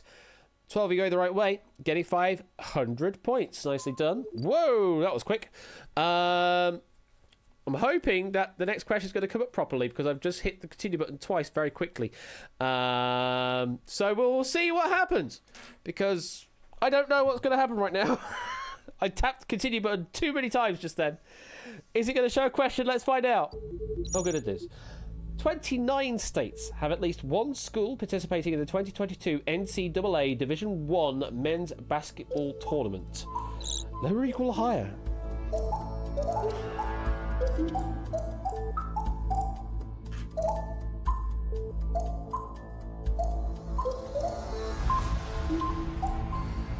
That is time. Let's see where you've gone. Okay, 5 believe that number of 29 states is lower. 12 believe that is the right number. 17 believe more than 29 states having at least one school participating in the 2022 NCAA Division I men's basketball tournament. I tell you the answer we're looking for is... it is higher. 34 of the 50 states have at least one school participating in the 2022 NCAA Division I men's basketball tournament. 17 of you going the right way, getting 500 points in the process. Exactly half of our audience. That's a lovely percentage to see as well. So that was a very, very swift round number 1. Let's see where you are on the leaderboard. Ooh. Just one player getting all 6 correct there. Mark, 6 of 6 with 3,000 points currently. And then Cetra and Cyclespace with 5 of 6, 2,500. And then we've got quite a few of you with 4 of 6 on 2,000. That's Jogging Chum, Clive, Shapes, Danny Gambit, Colo, Lingo, Topper, and Dogfish. And if you're behind, don't worry. Still plenty of opportunity to score points. We're going to be doubling up the dupes now from 500 up to 1,000 as a maximum in round number 2. And then even further in round number 3. It's called balance, folks.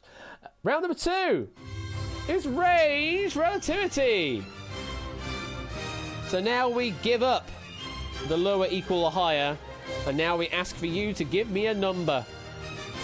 And the closer you are with a number, with an answer, the closer you are to the correct answer, the more points you will get. And if you can get absolutely on the money, then you can get the maximum of 1,000 points for the correct answer. And if you are the furthest away, then you score nothing. So get your numbers ready, fingers on those digits. And there may be numbers, again, that are stratospheric. So beware on your numbers of zeros. Use your 1,000 separators if you want to, because it will process those correctly. Good luck. Here's your first question. How many times did the word gimme appear in the entire lyrics of the 2009 Beanie Man hit Gimme Gimme? Answer between 5 and 750.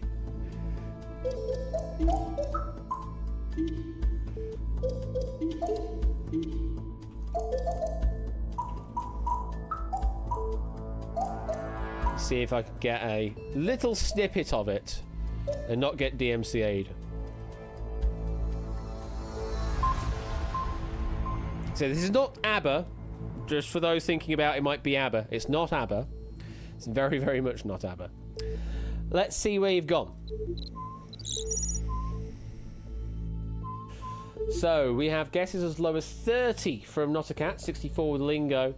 Going all the way up to a big guess of 525 from Topper One Gaming.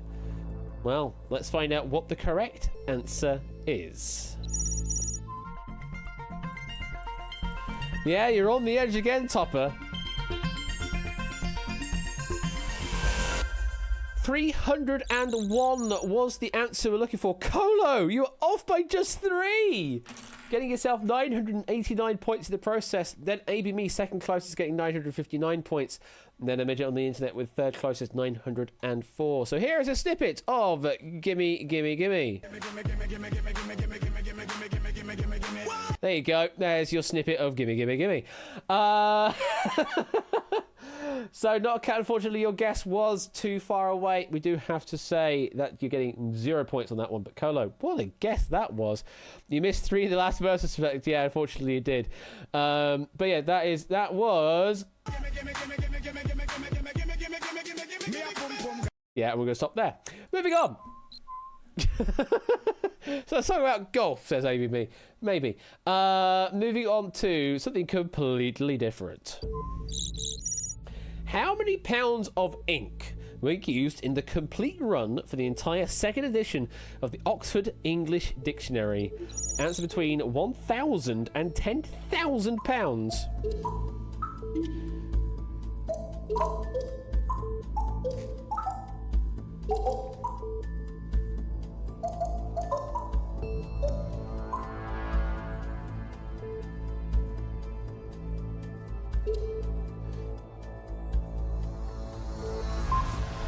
I knew someone was going to pick me up on it. Are you talking about the weight or the monetary value? The weight. The weight of ink. Not the colour of money, no, the weight of ink. Can you imagine? You have different cash machines with different measures of weight of ink.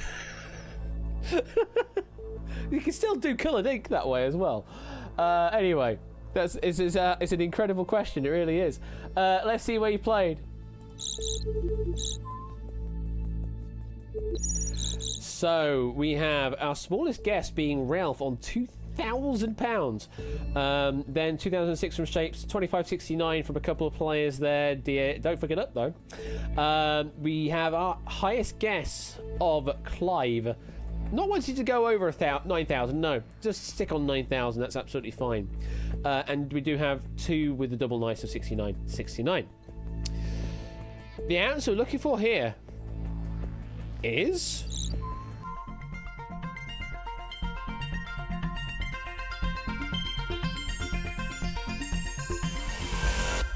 $6,243 is the answer there. BC was the closest, getting 966 points for their guess. Then Topper, not far off either, 954 points for their guess. And then Chris, third best, 939 points for that guess. Nicely done. Yes, £6,243 used in the complete print run of the entire second edition of the Oxford English Dictionary. And that fact is provided by the OED themselves. Hello again, Whiskers. You're being incredibly rowdy, aren't you? I'm going to have to close you out of the room, aren't I? Because you're being just this crazy. Is that what I'm going to have to do? Is I'm going to have to close you out of the room? Stop jumping off the desk all the time, okay? Stop jumping up on the desk. Anyway, we're going to move on to your next question. Question number 3. The coldest exoplanet discovered by NASA in 2005, which is Ogle 2005 BLG 390LB, has a surface temperature of how many degrees Kelvin? Answer between 0 and 373.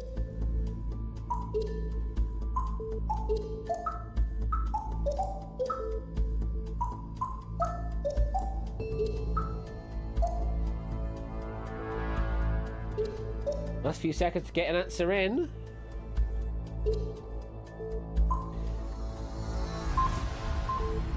It's a really, you know, lovely name for the exoplanet here. Ogle 2005 BLG 390LB. Just trips off the tongue, it does. Let's have a look to see where you've played. So, our smallest guess we've got is Kart Quiz Woke Quiz with 7 degrees Kelvin. Goodness me, that's very close to absolute zero. Then Clive with 11 degrees Kelvin. And Chris with 15 degrees Kelvin. Highest guess, Topper. You really do like to do these extreme guesses, don't you? Going with 255 degrees Kelvin. Well, let's find out. The correct answer is...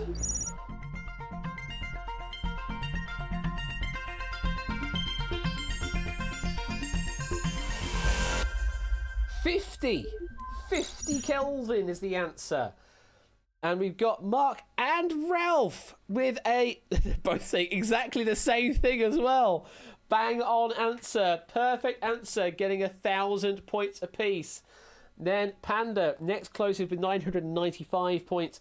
Dogfish and Shapes, next closest, getting 971 points apiece. Nicely done with that perfect guess of 50 Kelvin. Topper, unfortunately, your guess was the furthest away. Means you're scoring Zippo. Are there any flights there available soon? No, I don't think so, I'm afraid. I don't think so. You know, you might like the cold temperatures, but it is, you know, it's only 50 degrees Kelvin above absolute zero. It's rather frosty. Let's put it that way. Question 4. Ooh, in total, how many different Pokemons are there in all of the 8 currently active generations? Answer be 200 and 2000. We're not counting Generation 9. So although we do know of a couple of the Pokemon that exist in that generation, we don't know all of them. So we're only counting those in the active set in games that are already released. So all the way up to Generation 8.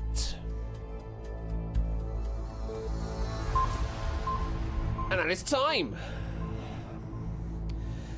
Here's where I say, back in my time, there was only one generation. No, I'm not like that. I love Fennekin. I have a plush Fennekin at work. It's the sort of the cutest, adorable thing. It really is. Anyway, let's see where you've gone. So, lowest guess we've got is Not a Cat with 592 Pokemon. Then we've got K Prowler with 750, Carl with 756. We have 3 players that have gone for 1,000, 2 that have gone for 1,600. Our biggest guess we have is Kart Quiz Woke Quiz with 1,779. Let's have a look to see what the correct answer is.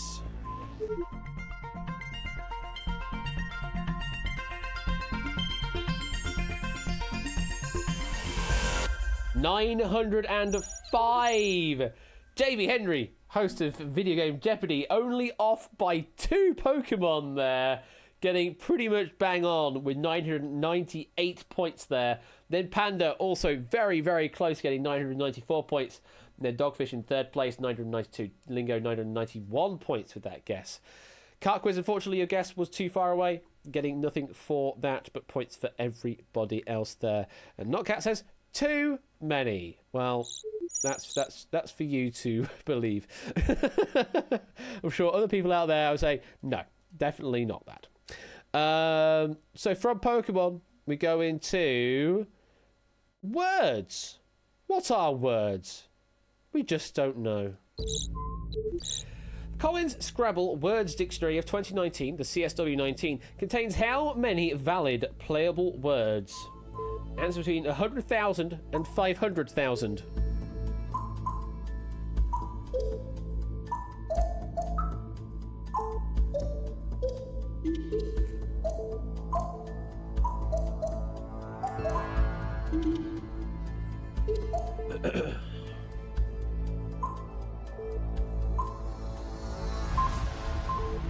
That is time. So yeah, there are at least 100,000 playable words in Scrabble. I can guarantee you that. There's no more than 500,000 though. Too many, says ABB. Just too many playable words. Let's see what you played. Right, so our lowest guess we got is Chris with 119,000. We then have two players that have basically gone for the same trick, but with different numbers. Sophia 123456, Topper with 123646. We have got all the twos from Cycle Space, 300,000 from Clive. In fact, from Clive, Cart Quiz, Panda, and Not a Cat have all gone with 300,000. Our highest guess is Jogging Chum with 441,842. It's a very specific number. Let's have a look to see what the correct answer is.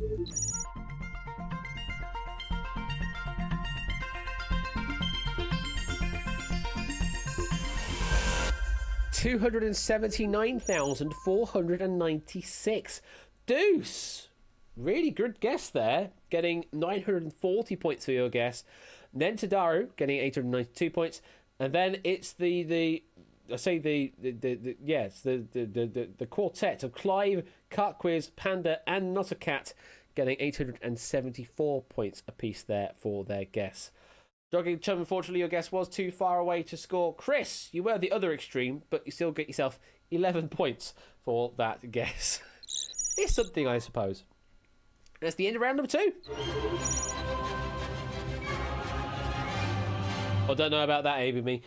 So in the lead is still Mark, 6,539. Only in the lead by 29 points. Let's put it that way. Cetra, second place, 6,510. Very easily could be overtaking the lead here. Then Colo in third place, 5,980. Fourth place we've got is Cycle Space, 5,719.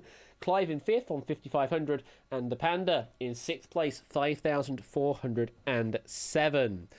So the top 6 at the end of the next round will be moving on to the special final round, special relativity. So that's where it all matters. Still got plenty of opportunity to score points. A maximum of 1,500 on each question. However, only 1/3 of you are going to be scoring any points at all on each question, because this is social relativity. So this is very much playing out like round number 2 does. However, once you have answered, we then split you up into 3 groups. And then we reveal the answer. And whatever group contains the answer is the group that will actually score. Even if there are players that are actually technically closer to the correct answer than those in the scoring zone, it's only the scoring zone that will count. A minimum of 500 for being in the correct scoring zone, up to 1,500 if you can get it absolutely on the nose. Good luck. Here's round number 3. Question 1. As of May the 27th, 2022, how many likes did the music video for Taylor Swift's You Belong With Me receive? Answer between 5 million and 10 million.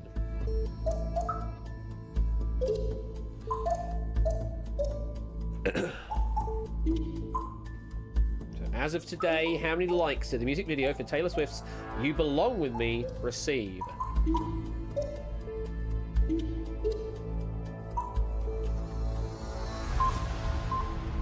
Let's get you a stat that I can play with. So at the moment, the music video has received a total of 1,314,998,347 views. But those are views, so now we have to exchange that into likes. Let's see what you've got. So our smallest guess we have is 6 million from Woohoo. We have a couple with a nice million there, 6.9 million.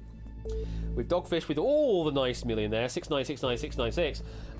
We have 4 players with 7.5 million, 3 on all the 7s, 2 on the 8 million, 1 on the 8.5 million, and the biggest number we have is Wizgon with 8.8 million likes. So let's split you up into your thirds. And here we go, our first edge case with the first question in this pack.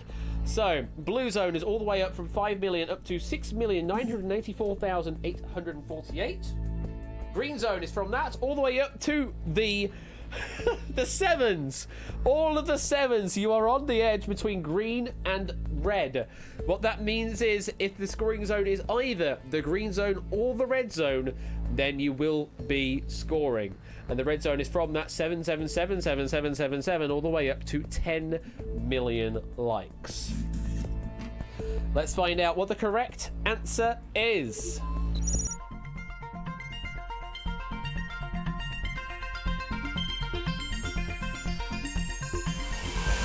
Red zone takes it. 8,419,712 likes. Chris, you were the closest guess in the red zone. 1,375 points for your guess. Then Tyson. Then Tyson, next closest, 1,276. And then it was Ralph, 1,219. Topper, you were still in the scoring zone. You were the furthest away in getting 500 points apiece there for Topper, Saphira, and Cyclespace. But in the scoring zone you were. So points you still receive. So yeah, quite a few views and still quite a few likes. And in terms of dislikes, we don't know because YouTube has turned that off. Moving on to question 2. According to Guinness World Records, the largest serving of noodle soup weighed how many kilograms? Answer between 500 and 2,000. Topper was the first to answer, not wasting any time at all.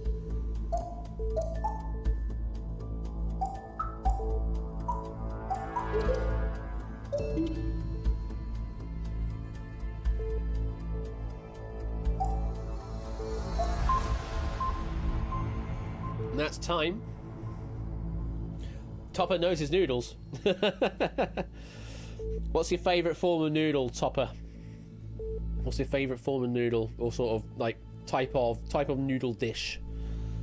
Is it a ramen? Is it a pho? You know, what's your fancy? Let's have a look, see where the answers are first, while you think about that. If Rontry with the lowest guess of 690, we have Topper's gone for the 777 trick, hoping that's going to pay off this time round. Cyclespace and Forest Field have gone for the 1111 trick though. Saphira, K-Prother and Panda have gone with the same answer of 1,500. Pot noodles because you are trash. I see. Now if you said cup noodles, I'd be okay with that. But you said pot noodles. That's not okay. Cup noodles I could live with because they are actually pretty good. But pot noodles, they are, yeah. There's the problem with being in the UK. Is that sort of the only major offering at every single convenience store. They're only legal in a handful of states, yeah. So yeah, if you can find cup noodles, do try them because they're much better than pot noodles are. Anyway, thirds. And there they are. Blue zone up to 1,016. Green zone from there up to 1,294. And the red zone from there up to the big 2,000. Let's find out. What's the correct answer?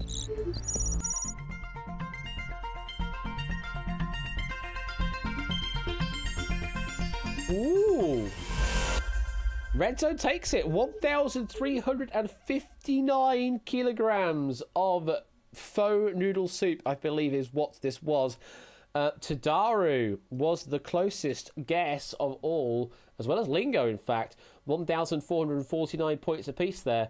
Then Admit It on the Internet getting next closest 1,412, and then Cart Quiz 1,226.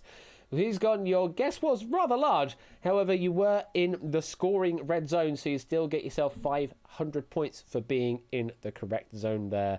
Hard luck there, Topper. Unfortunately, not the right zone for you this time round.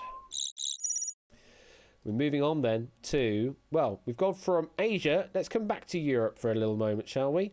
Question 3. How many votes were in favour of the creation of a Welsh Assembly in the 1997 Welsh referendum? Answer between 250,000 and 2.5 million. How many Welsh people do you reckon there are? And then how many of you believe those Welsh people voted for A Welsh Assembly. A devolution of Parliament, as it were. Hello again, Whiskers.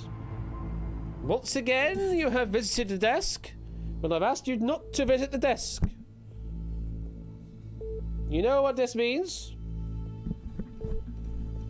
You know what this means, Whiskers. You're going back down on the floor again. Stop doing it. Stop running around. 0 was not a valid answer. Correct. Zero is not a valid answer. I mean, you can abstain if you really wanted to, but no. You needed to at least vote once. Let's place your answers. So our smallest guess is Chris, with 417,000 votes. Then it's Cetra, with a 420.69 and a 0 on the end. We do have 3 players going for the 7s gambit. We've got the 6 7s with Topper, Zuizagon, and Cyclespace. We do have 2 players also going for the triple nice, the 696969, and Puzzle Dan, and this is really difficult. Highest guess we've got is actually 3 players. Saphira, Woohoo, and Amy Me have all gone for 2 million votes. Let's split you up into your ridings. Well. We have 2 edge cases. The first one sits at 696969. You are both in the blue and the green zones there. And 1, 2, 3, 4, 5, 6, 7. You are on the edge between the green and red zones. We have a double border bonus on this one here. Let's find out what the correct answer is. Green means both of the border buddies get it. But alas, it goes into blue, which means the border buddies on the blue side get it. 559,419 votes in total. Car was the closest of all, getting a damn good guess. Only 4 points shy from a maximum. 1,496 points for your guess. Then Not a Cat, 1,083 points. And then Deuce, 1,037 points. Chris, your guess was the furthest away. It was the smallest guess we had as well. But you were in the scoring zone, which means you still get yourself 500 points for that guess. So yes, that was the vote, and it was a successful vote for the Welsh referendum, for Welsh devolution of power, as it were. Moving on, penultimate question of this part of the game, of the main part of the game. And question number 4 in this round is: by the end of its current season, how many episodes of Saturday Night Live have been aired? Answer between 250 and 2,500. The current season being the one that has just finished. The next season is planned to start in October, but we're not counting any of those just yet because they haven't happened yet.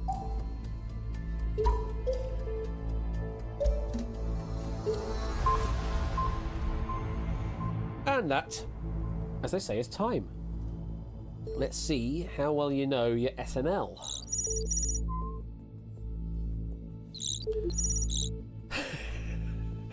I'm expecting more and more people to be doing it. We now have 4 players with the 777 in this particular scenario. Topper, Not a Cat, Cyclespace, and BC have gone for the 777, a Boeing 777 in this case. We have Tatari going for the quadruple 1 though. Cart Quiz Clive have gone for 1,500. We've got Theory and AB Me on 1,800, and our biggest guess is Deuce with 2,375 episodes. Let's split you up into your thirds. Okay, no edge cases this time round. Blue zone is all the way up from 250 up to 1,076. Green from there up to 1,742.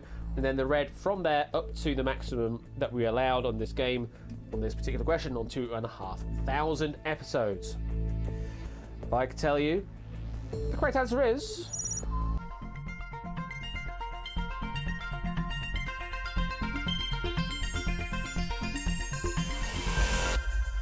Blue Zone takes it. 930 was the correct answer there. Panda with the best guess of all, 1,435 points for that. Then Jogging Jump, second best, 1,408. And then Chris, third best, 1,304. And this time, the 7 trick worked. Topper, Not a Cat, Cyclespace, and BC. You were the furthest away in your zone, but it was in the scoring zone. So it means you all get yourself 500 points for your Boeing 777 answer. So, one question left to decide who goes through to special relativity. Good luck. Your final question in this round to determine your final positionings is... Since 1997, how many Disney Channel original movies have been made as of March of 2022? Answer between 20 and 200. I wonder what Topper has answered.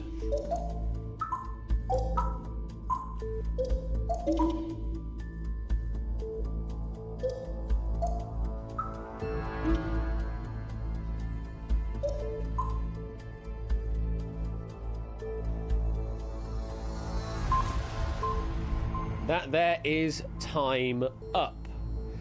So, Topper, what did you go for?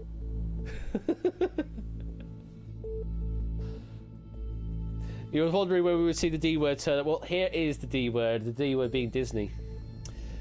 Let's have a look to see where you played. It is a smaller zone, this, only 20 up to 200.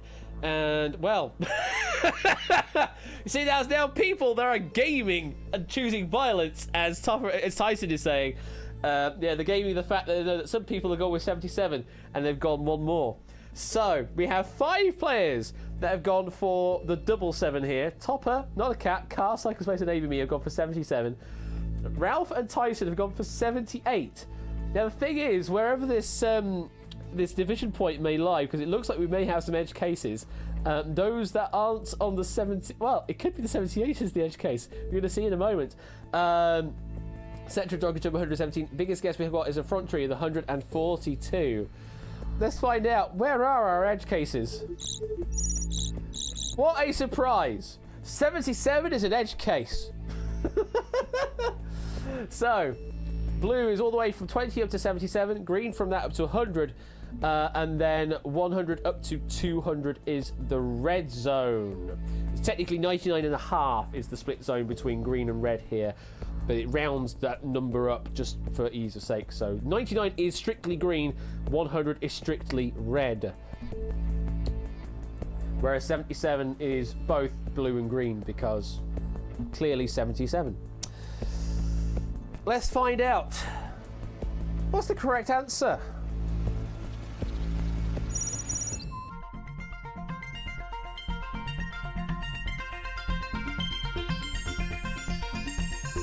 Oh, all that effort for a bit more of a joke, and unfortunately it doesn't score you.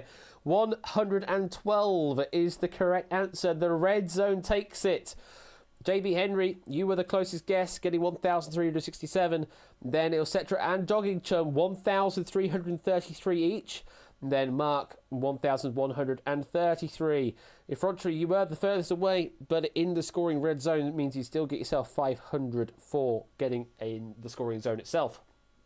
And that, as I say, is that. Now, let's find out who our finalists are. In reverse order, the leaderboard stands as the following.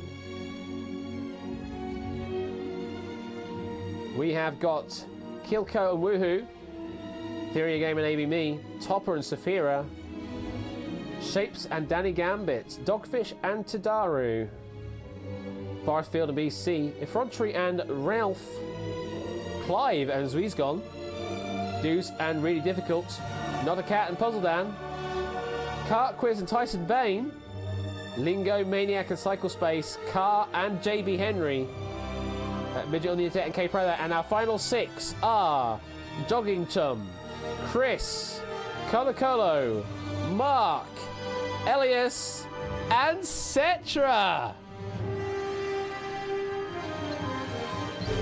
Well, there you go. Those are our final 6. We have Cetra, the Panda, Mark, Colo, Chris, and Jogging Chum. Cetra, look at that score you got. 9,281 is an impressive score at the end of the game, at the end of the main part of the game. And you are through to Special Relativity. Good luck to you and also to the other top 6 here. Everybody else, commiserations. However, all of the dutes have been paid out. You get 1 dute for every point in this game. So you're all scoring something anyway for your time. So enjoy that. And enjoy the rest of this stream. Enjoy watching our finalists sweat under the pressure that is Special Relativity. So this is the final round. It's going to play out a bit like round number 2. There's going to be a question. The answer's going to have a number to it. However, we're not going to give you a range. And in each question, whoever is furthest away from the correct answer will be eliminated. And we keep doing that until just 1 player is left, and they are our relativity specialist for this game. 6 players left in going into this final round. 6 will become 5 on this question. Whoever does get eliminated will take 6th place and take an extra 10,000 dupe bonus for taking that 6th place. Good luck. Your first question is: in total, how many runs have been scored by all teams during the entire 2021 Major League Baseball season? Answer now.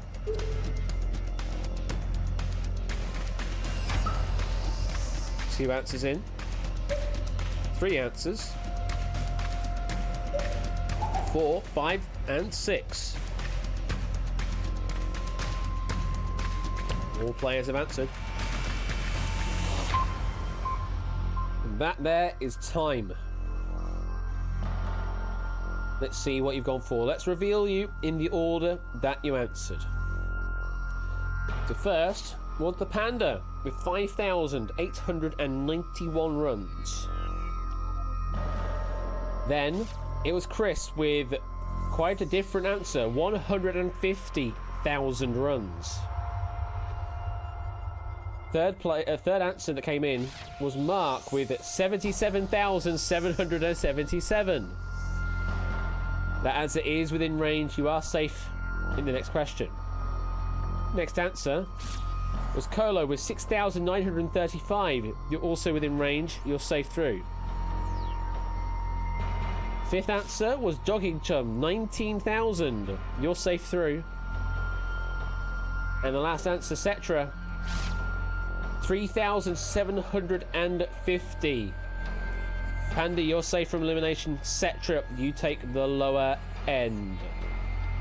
So this is our division point. 76,875 is the division point. Anything below that, Cetra, you are through to the next question. Anything above that, Chris, you are through to the next question. Chris says, oh my god, I did my math wrong. I'm about to lose on a baseball question. Let's find out. The correct answer is...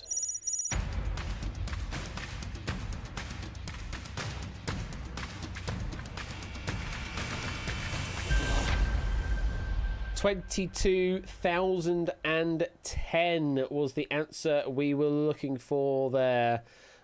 Oh yeah, if you taken that 0 off on your answer, that would have kept you in, very much so. But unfortunately, it did not this time round. You gave me too many zeros, and that is elimination. 6th place. So you take 10,000 dutes for taking 6th place there. Hard luck there, Chris. But thank you very much for playing. Cetra, you've avoided elimination on this question, so you're through to the next one. You are through to question number 2 in this round. Good luck. Final 5 players. 5 becomes 4. The next question is this. A serving of Arby's Meat Mountain Sandwich has approximately how many kilojoules of energy? Answer now. Panda has answered.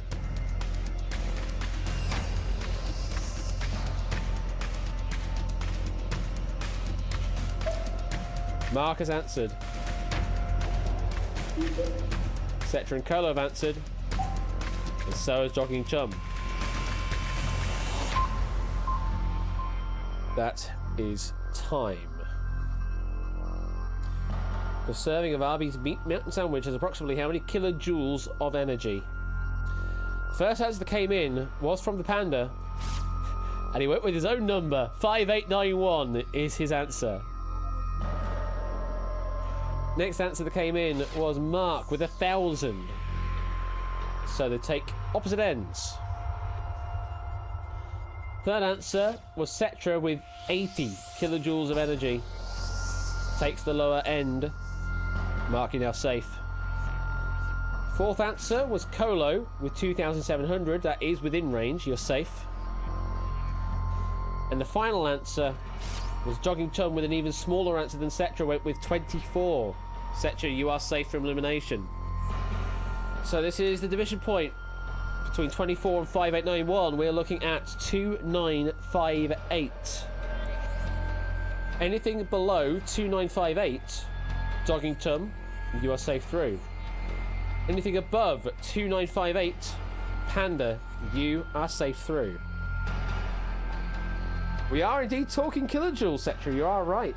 It sounds like a lot. But is it really? The correct answer is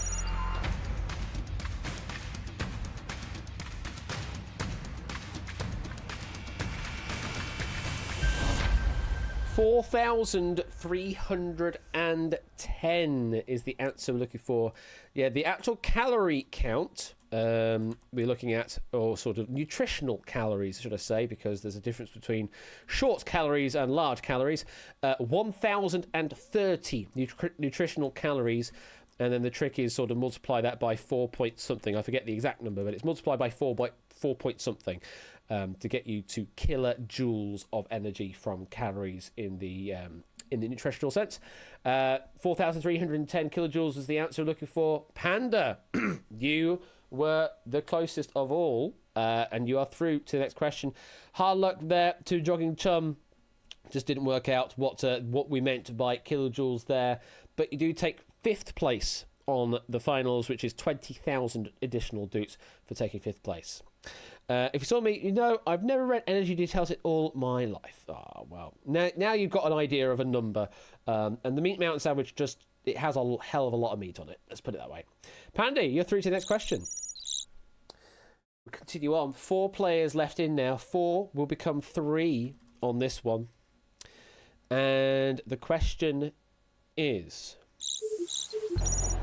how many participants answered yes to the intended question in the 2017 Australian Marriage Postal Survey? Answer now.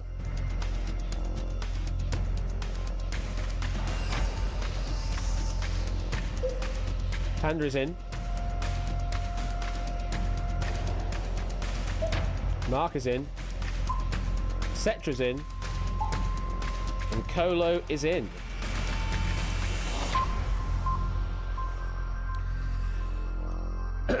So, the Australian Marriage Postal Survey essentially signed into law in Australia legalising same-sex marriage. That is sort of the intention of that particular survey. It's essentially signed into law the same-sex marriage in Australia. How many voted yes on that survey, essentially, is what the question is asking for. Your first answer that came through was the Panda with his number times 100. 589,100. The second answer that came in was Mark with 6 million. So we have an order of magnitude different there. Third answer is Cetra with 12346. Panda means you are safe from elimination. And the final answer that came in was Colo with all the 7s. We got all the 7s in the final, folks. So, Mark, you're safe from elimination. And this is our division point. Anything below 3,895,062, Cetra, you are through to the next question. Anything above that number, Colo, you are through to the next question. How many participants answered yes to the intended question in the 2017 Australian Marriage Postal Survey? The correct answer is...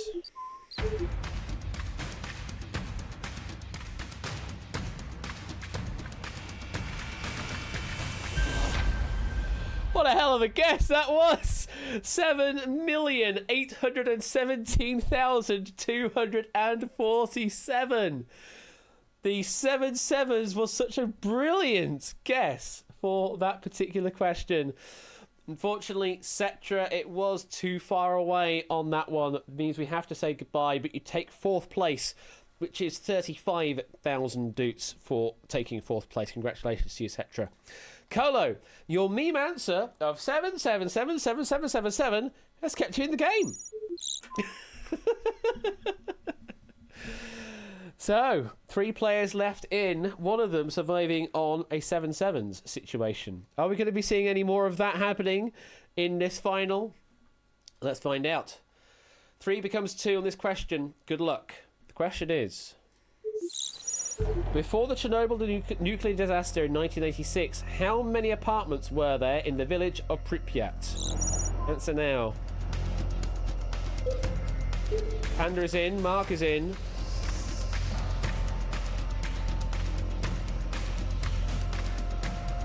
I see your answer, Car, but you're not in the final. Just wait for an answer from Colo. Colo? Colo?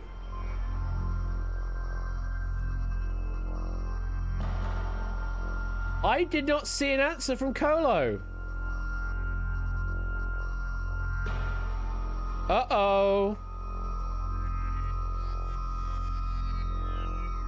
Well, this could be interesting. You think Colo's gone? It looks like he's in Discord, but let's find out what happens. Not responding in voice. Oh no! Oh, I hate it when that happens. Well, let's reveal the answers. Let's see what happens. The first answer that came in was Panda with his number 5891. And the second answer was Mark with 777. And I'm hoping it's given a default answer to Colo here. If it hasn't, then we're going to be having some very interesting logic happening. We never had a misanswer in the final before. The third answer that came in was Colo. It defaulted to a previous answer. Oh no, the display defaulted to a previous answer, but it has given him long dot max.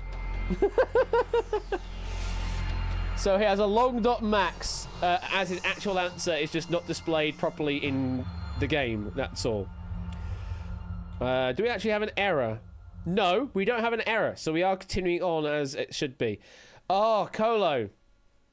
That's really hard. What would your answer have been, out of curiosity, Colo? I can't change what it has done, unfortunately. We are going to be playing this out as it is, but I'm just curious what your answer would have been had you been in live play right now. To this question, before the Chernobyl nuclear disaster in 1986, how many apartments were there in the village of Pripyat? You would have said 900. Okay. Well, let's put the division line up.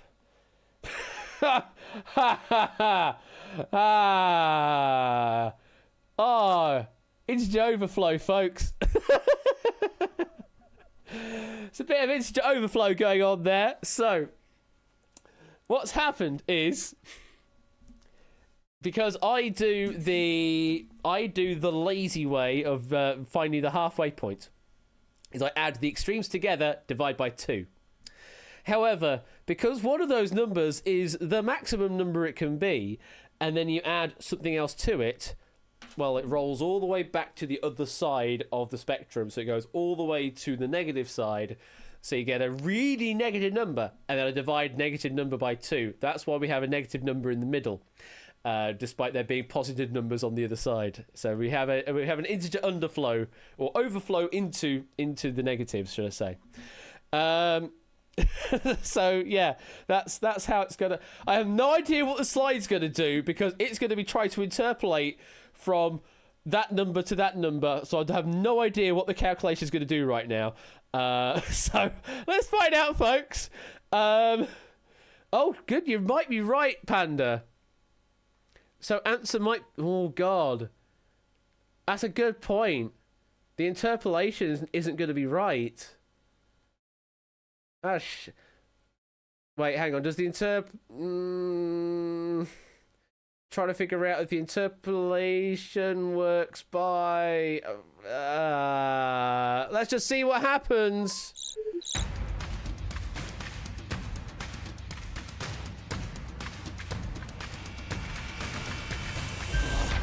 Okay, it did the right thing with the interpolation.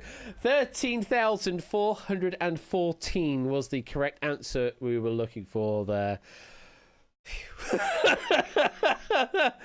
Interpolation did actually work. Colo safely detonates. Sorry, Colo. And given the answer you would have said earlier, that would have been even more... That would have been furthest away anyway. So... Swings and roundabouts, you still would have been eliminated in whatever case. But thank you very much for playing, Colo. Hope the internet is a little more stable now. You do take third place, though, which is 50,000 doots for that third place win. Congratulations, Colo. And Mark, you're through to the final question. Whoo, goodness me. No, 900 would have won. Would it have won? Yeah, 900 would have won.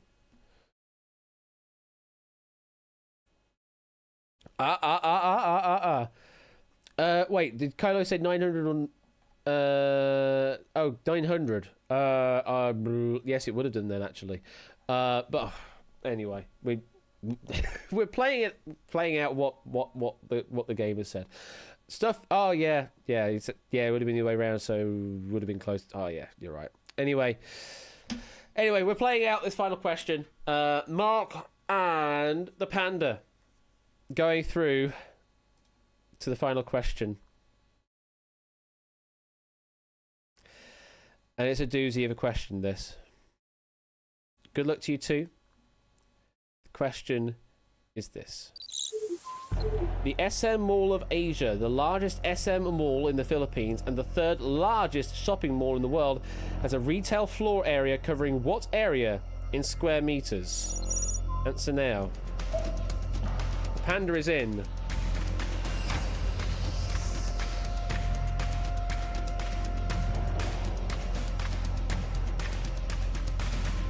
Need an answer. Mark is in.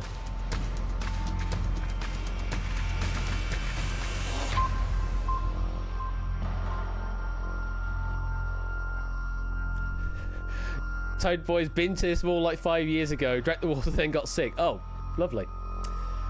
So, let's have a look at the answer that came through. Panda did come through first. Now, Panda has had a bit of a trend with the answers that he's given. Is he following the trend all the way? Yes, he is. 58,910 is Panda's answer here. Mark has answered 100 million. Well, that's very different. So, we have 58,910 on one side and 100 million on the other. Puts our division point at 50,029,455. Below that, Panda, you are the winner. Above that, Mark, you are the winner.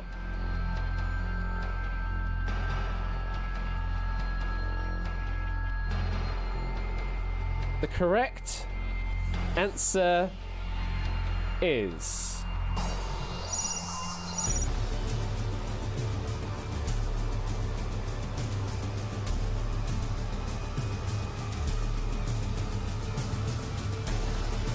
And Panda, you're not going to believe this.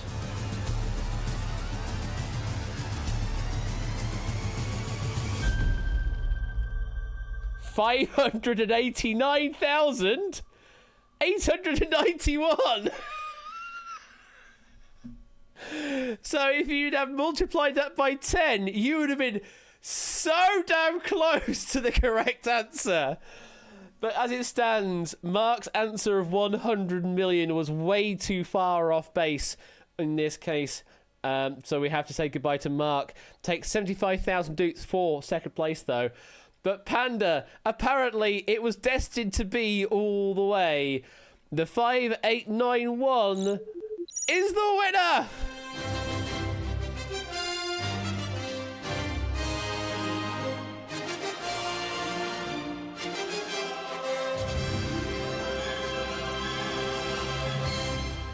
And that is now a payout to the Panda as well with the 5891. Congratulations there.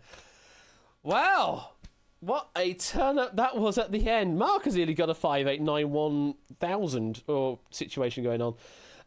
Anyway, that was Relativity. That was JC Eurovision's pack there at the end. What a hell of a pack that was at the end. Thank you very much, JC. Really enjoyed a lot of those questions in there.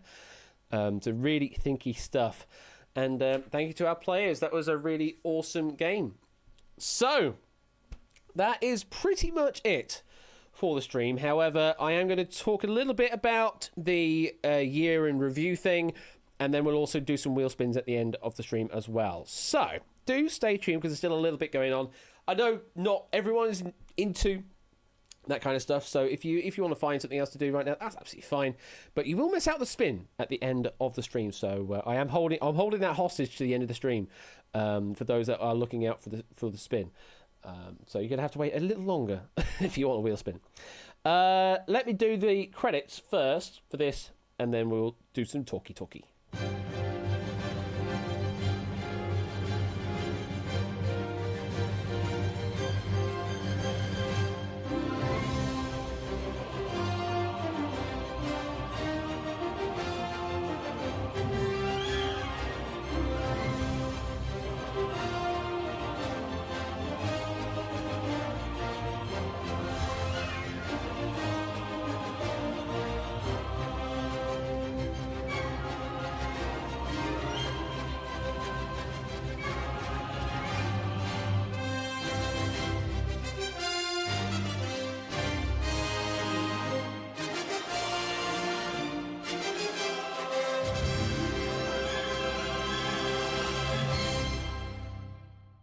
There we go.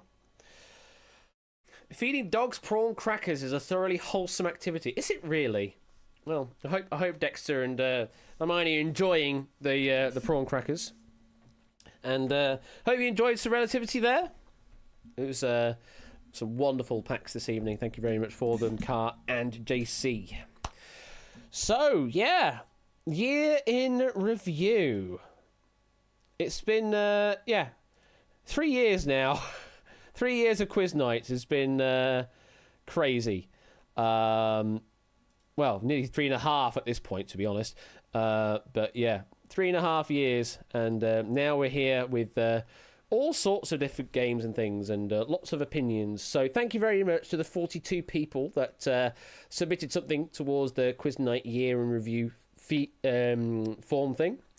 Some very interesting information coming out of this.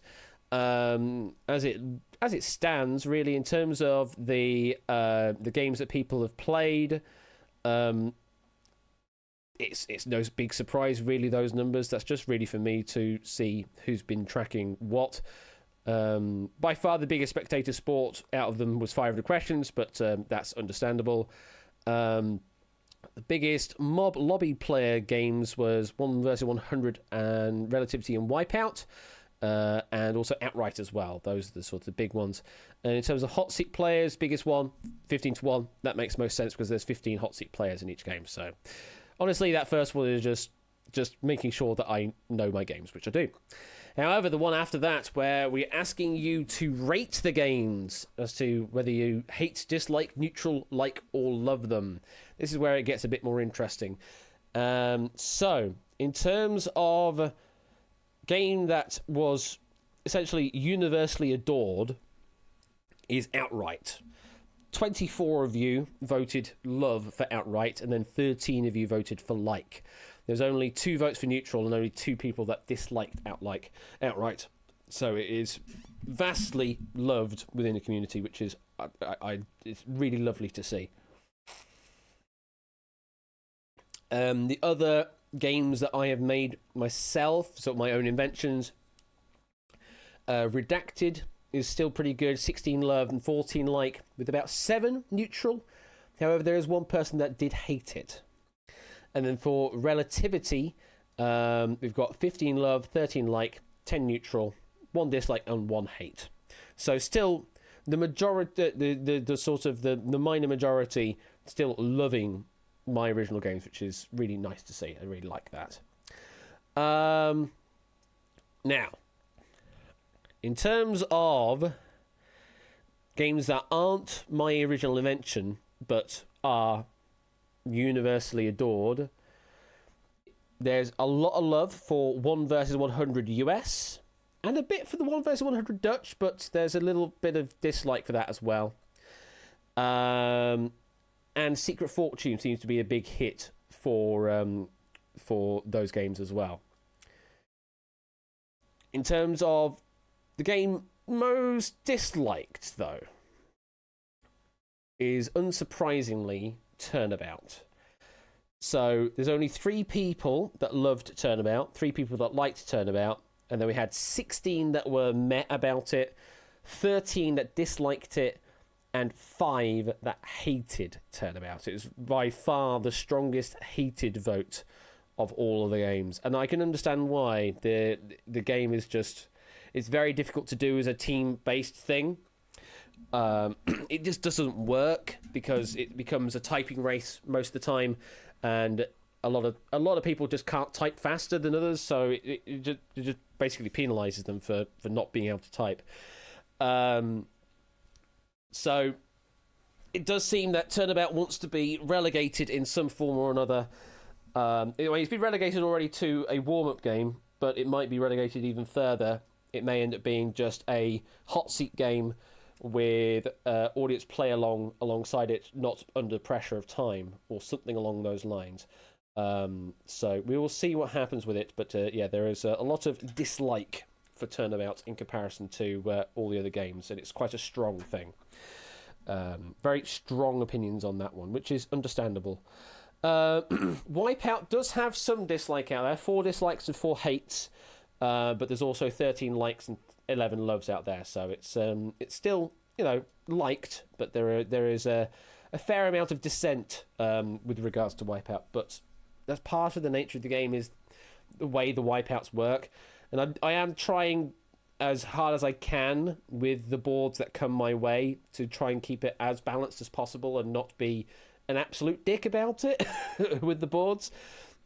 Like, if I see a board come through and there's no chance that people are going to get even one answer through, other than through sheer luck, then that's not a good Wipeout board. And we have had our fair share of those over time, where we've had boards that are just impossible to be able to work through. Last time we played it, though, on Wednesday, I think the boards were far more accessible, and you could easily work out some of the answers, especially Ape's board, which is really good because all of the Wipeouts were all to do with another set of terminology, which is a really great way of doing it. So as I feel, as long as I keep on top of the boards and they're not complete dickish boards, then it can still be fun. So I think that should be okay. 1,000 Heartbeats, mostly liked. There are 3 that disliked it, but no hates at all. No hating of the Heartbeats at all. The other game that did get that got 1 vote of hate was Blankety Blank, but we don't really play that. Well, match game, should I say. We don't really play that a lot, so there's not many votes for it. Winning Lines got a couple of hate votes as well, but it was mostly liked. 14 like and 11 loves on Winning Lines. Again, Winning Lines can fall into the trap of a typing race, but that's just how the qualifying nature works in the 49ers. It is a speed race to work out the answer sometimes, so not really much I could do about that. So, yeah.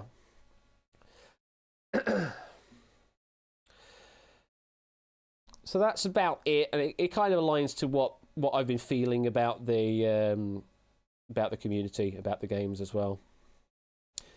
Okay, let's move on. So at the moment, my stream's usually around 2 hours long. I know this one's being a bit longer than usual, and most people say stick to what I'm doing. Makes sense. 65% say do the same thing.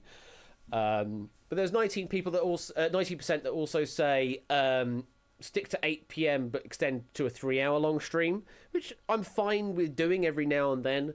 I just don't want to make a habit of doing every stream 3 hours because I think that could just drag a bit sometimes. There are a couple of people that voted to move the start back to 7 p.m. and extend as make it a 3-hour long stream.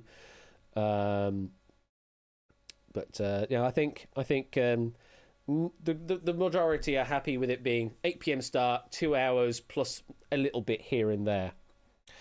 And I think that's what I'm going to continue doing. I'm happy with that, and everyone that tunes into the stream seems to be happy with that as well. If Had a Magic Keyboard and Mouse was able to bring any quiz or game show to life on Twitch that we haven't seen yet in the community, what would it be and why? So we've got lots of ideas up here. So Greed is a good idea. However, I think Fraser has potentially earmarked that one for a future stream of his. The Chase, I already have a build of that, so we could very easily run that at Win. Grand Slam, would love to be able to bring Grand Slam, although Ben's Face Off pretty much does that for us at the moment. It's pretty much the same kind of thing. 5 Minutes to Fortune is an interesting idea. Wonder Ball is something more of a hot seat chill game, which could work. Scrabble, the 1980s US version of Scrabble, could work as well. It could be a nice, easy sort of. Could play that as a warm-up game even as well. Games Master or Go 8-Bit. How would it be done? No clue. It's an interesting idea. No idea how you'd be able to pull that out for a Twitch Twitch interactive stream, but who knows? Who knows? Weakest Link. There's a we did that once on stream. We did do Weakest Link once on stream. Tend to sort of really leave that more as a Discord style game rather than on stream because it just lends itself better to voice interactions. New ideas, maybe something more everyone plays at once, like Outright. If I can come up with new ideas that fit the bill, then sure, I will do that.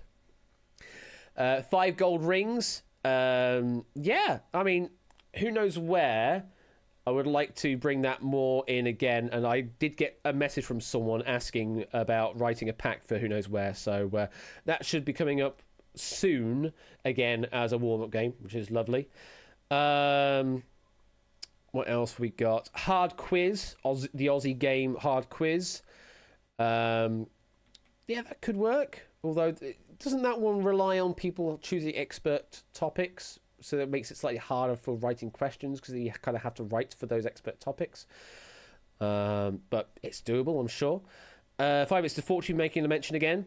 Poker Face making a mention. Now, I would love to do Poker Face, but that one you pretty much have to do IRL, so we could do that as a Q&L thing maybe. The exit list also, again, is very difficult to do and police the memorization part of the exit list over the internet unless, you're really physically there or you restrict them to use a VR headset, things like that. But, yeah, honestly, those are good ideas. Every second counts is a great idea. However, I just don't think it would work on Twitch because literally every second counts. You have to do that in voice, and really, to make the most of it, you need to be IRL voice. Otherwise, you're then having to. Honestly, you're going to have to add in some extra seconds in there just to make it work on Discord because there's latency. There's latency over the internet. There is, so it makes it a bit harder to play a game like Every Second Counts without being in voice.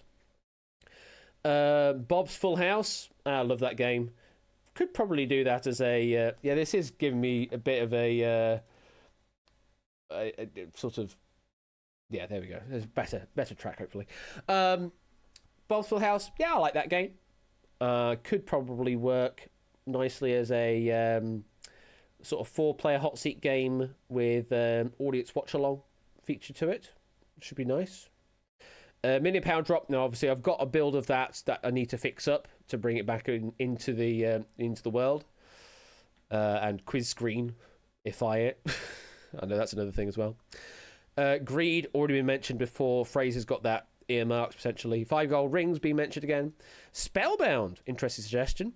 Chain letters. Yeah, we've sort of hinted at that before with Outright. I've certainly done that as a final round thing, do a chain letters type round. So maybe do that as an actual game itself. Could work. Catchphrase. Now, the problem with catchphrase is the sourcing of artwork.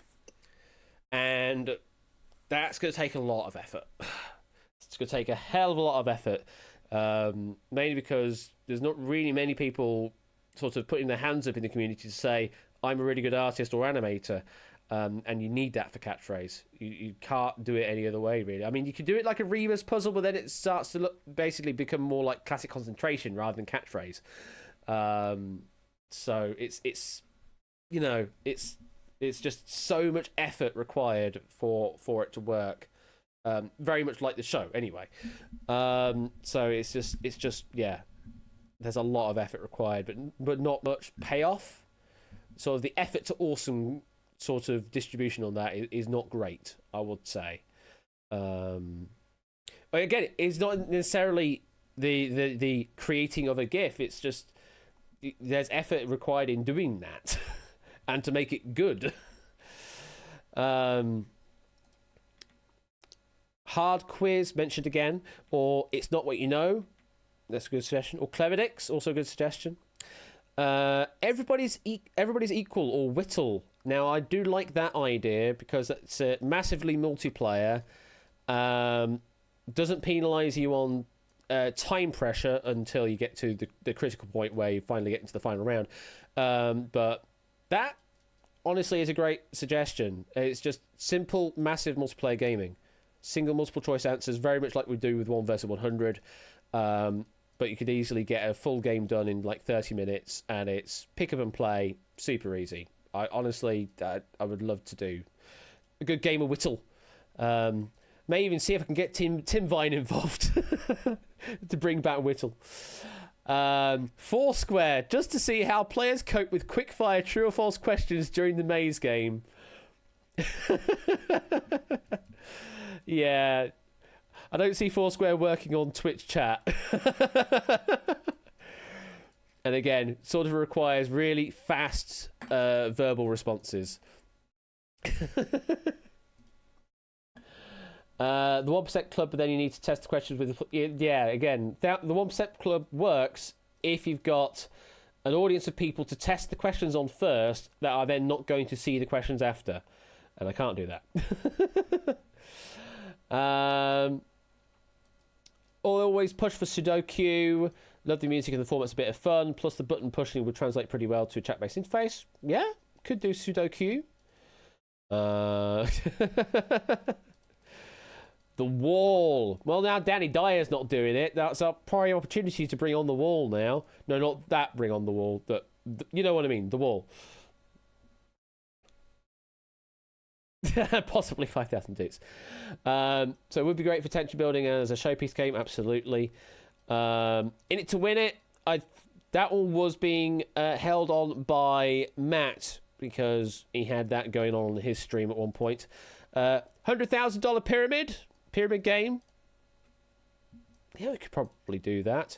Although I do like when Toad or Clive or Theory host their versions of it in the Discord, because those are really fun. How is the 100% second pack coming? I mean, the first pack that David's provided me, I do have. I just need to schedule 100% in at some point. That's all. Fort Boyard is a suggestion. No. But I mean, I applaud the suggestion of going that far, but I don't see how that could work in Twitch chat. Neither do I think I could do that even in real life without actually going to the proper fort. So, so no. I like the idea, but no. Who Dares Win / the Rich List, again, that was earmarked by Matt. He did that certainly one time, and I don't know if he's still doing it. So that's already somebody else's idea right now. Since the last review, we completed 3 seasons of Quiz Night and started a 4th, giving an average season length of around 15 weeks. So 4 people said 10 to 13, 14 said 30 to 16, 13 said 16 to 20. So it seems to be do whatever you want to do, Ash. Really, anywhere from 10 up to 20 weeks is sort of the majority vote, with 13 to 16 taking the slight majority, which is kind of what we're doing at the moment. So, yeah, just as long as it needs to be, absolutely shapes. As long as it needs to be. So we'll say somewhere around 15-ish weeks or so, but give or take. Play it by ear and take whatever weeks off I need. Every now and then we've included one-off guest-hosted games. Is this a good thing to continue doing? 82% of you say yes, we should be doing more of that kind of thing. And 17% say no, just let me do my thing on my stream. So, yeah, we'll still try and get some more guest streams here on my stream. Last one we did was Topper's takeover of my stream when I was doing a gig. JB. A suggestion, I suppose. When you're doing this Wheel After Dark, do you want to do it on your channel or do you want to do it on mine? Could do it as a guest hosted thing on my channel if you wanted. Bring back Woo! Oh my god. That one again, hell of a lot of question and clue writing for very little payoff. Because, you see that full board of clues and you'll see like 8% of all the content that's written. It's crazy. It's crazy the amount of clues that you do not even get to see. Yeah, exactly. You got loads of bloopers not actually picked yet, but you have to balance them because, of course, you've got the one, the difficulty balance, as it were. So yeah. Anyway, if we did continue with guest hosted streams, how often would you want to see them happen? It's a myriad of answers here. Once a month, or once every 3 months, or once every 6 months. Those are the 3 most common groups. You're planning to do it on mine, but we could try something where there's not limited planning time. Sure, that's absolutely fine, JB. Yeah. I do need to do another episode of that show, and maybe the other project could be a guest. Maybe score. Yes, maybe the other thing could be. The current plan for longer form tournament style game shows on Quiz Night is to run them every 6 months or so. How do you feel about the frequency? Yeah, majority are happy with once every 6 months. So we shall continue with doing that. Now, Doots. Here we go with Doots questions. So, based on the popular vote, you like to know what your Doot total is. However, there's split opinion on whether you like to know what the Doot totals of other players are. 11 agree and 3 strongly agree. However, there's 11 that don't really care, 8 that disagree, and there are 5 that strongly disagree. So, yeah, there's very much a split opinion as to whether people like to know what the Doot totals of other players are. I think the main gripe point is that people don't like it when people spam the Doots command after every single thing that commits Doots. So, like, after every time the game says Doots have been paid out, or when the warm-up game finishes, there's just, like, this massive spam of people going, Doots, Doots, Doots, Doots, Doots, trying to claim what their Doot totals are. And I think it's that people are put off by, I think. I thought that maybe adding the leaderboard screen onto the stream would stop that from happening, but actually it didn't end up doing anything at all to stopping people from doing that. Make it available off stream. The thing is, James, it is actually available off stream. I just don't make much of a song and dance about it. But if you go to doots.atbweb.co.uk, then you can see the leaderboard right there. It's there for everyone to see. So, again, I don't make much of a song and dance about it, and it might be a case of I add in onto Nightbot something that says every now and then, want to check your doots, go to blah blah blah blah blah, and then I can then take away the doots command when I do that? That way, then if you want to see your doots values and the leaderboard stuff, then you can go over there. But if you don't, then you don't go. It's simple as that, I suppose, maybe. But yeah, I'll certainly need to add an auto message to make people more aware that that thing exists. So if you do want to get it, then you can go and get it. Next question. I don't pay attention to the Doot system. Now, the popular vote there is disagree. So people do pay attention to the Doot system. However, there were four people that strongly agreed that they don't pay, and 7 that do agree that they don't pay attention. But the popular vote is that people disagree with don't paying attention, which means that they do pay attention to the Doot system. So they do exist. They do care that it exists on the most part, but there are people that certainly don't care. I like to know what my ranking position is on the leaderboard. Is very much a neutral opinion. Really, people don't care. So, again, it's a case of sort of removing the chat command and making people aware that the leaderboard's website exists. That's probably a compromise that will work. There is an overemphasis on the scoring system on stream and in chat.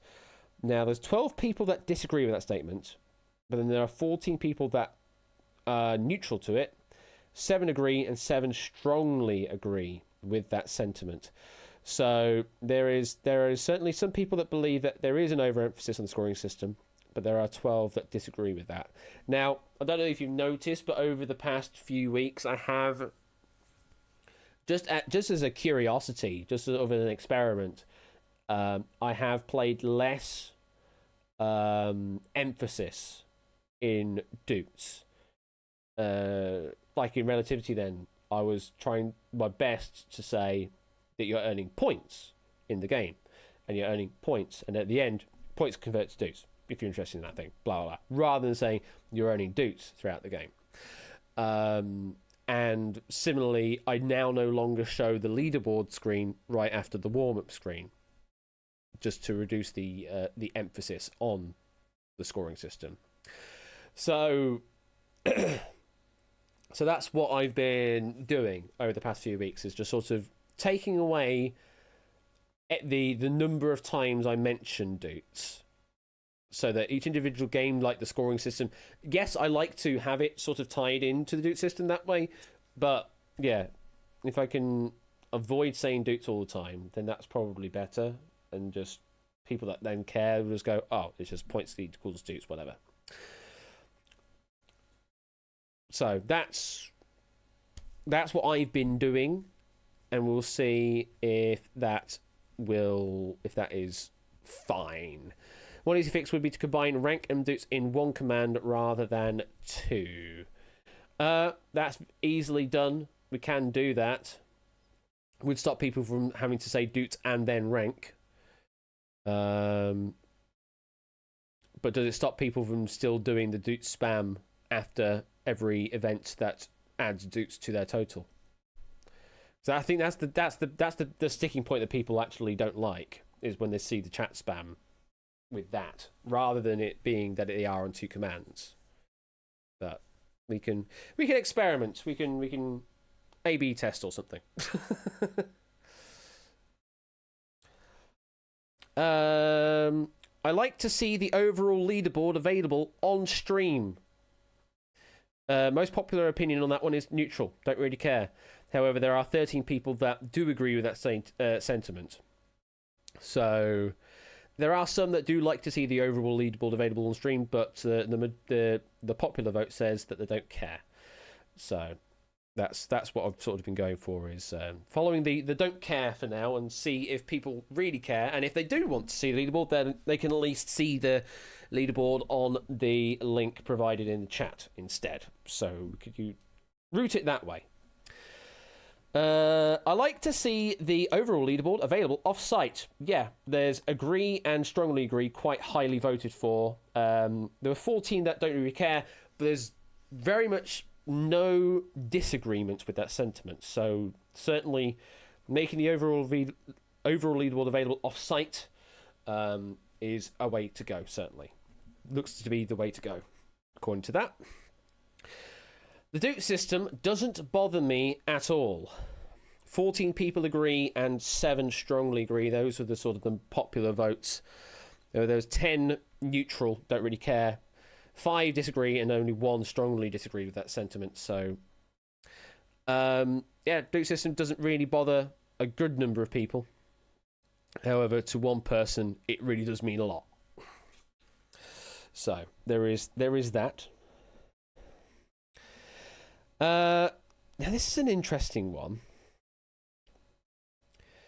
I like that there is a Twitch command to retrieve information about the Duke leaderboards, and this is where the my apparent thoughts have come, because yes, there's 13 people that strongly agree and 12 that agree to that. So the most popular vote is that they do like that there's a command there. However, there's also a really strong dislike. There's a strongly disagree with that sentiment. So there's people that really do not like that there is a Doots or rank command available in Twitch chat. However, the popular vote says that we do like it, that it's there. So yeah. Unfortunately, can't please both parties in that case, but yeah, what we can do then is reduce Doot and rank into the same command then, to at least reduce that chat down by 50%. Could do that. And then also say, if you want to see the full leaderboard, go to and say that every now and then in Twitch chat. And generally try and point people towards using that more than using the Doots command all the time, maybe. That would probably help. And yeah, that will probably help doing that. And the last question of the Doot scoring system: I'd be happier if the Doot system was removed entirely. Strong disagree. I'm glad you like that the leaderboard Doot system does exist. Only 2 people agreed with that sentiment. No one strongly agreed. So everyone was either neutral or strongly disagree with the sentiment of that. So people definitely like that the Duke system exists. It's just there's little tweaks to it that just need to make the experience feel a bit better in general. So there we go. Thank you for that. I appreciate you voting that way on those ones.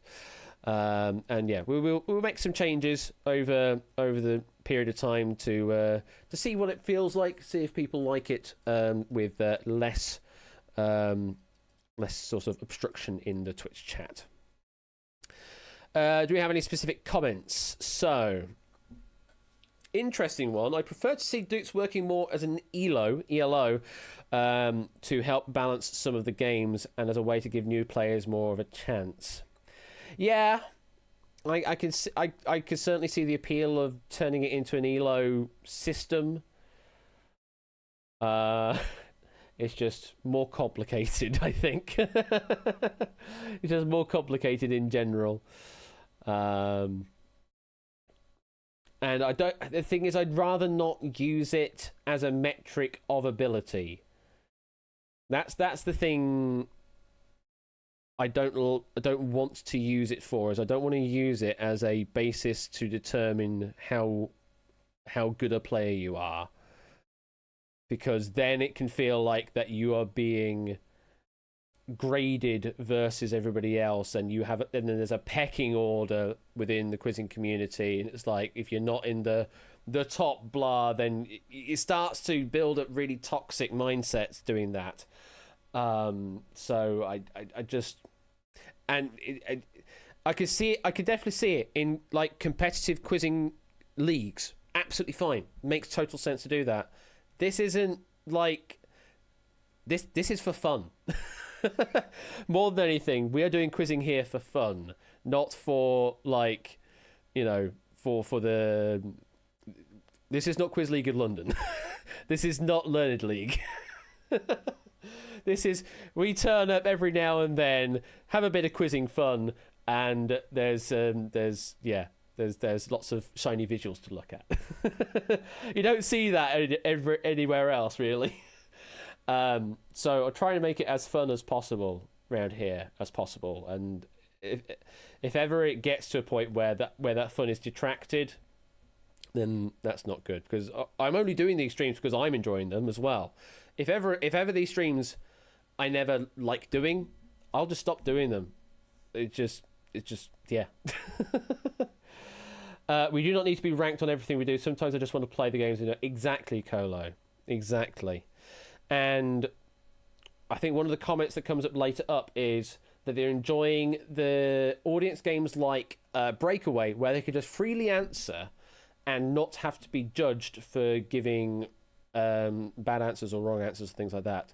I can totally get that. I absolutely totally get that you're just answering freely with no, penalty of being judged or looked at or anything like that. It's just, I totally get that.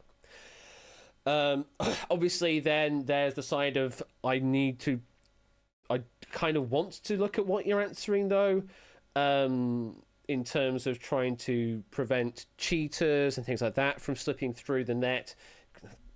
It gets like it's a right mess trying to balance all that, but that's slightly further down the line.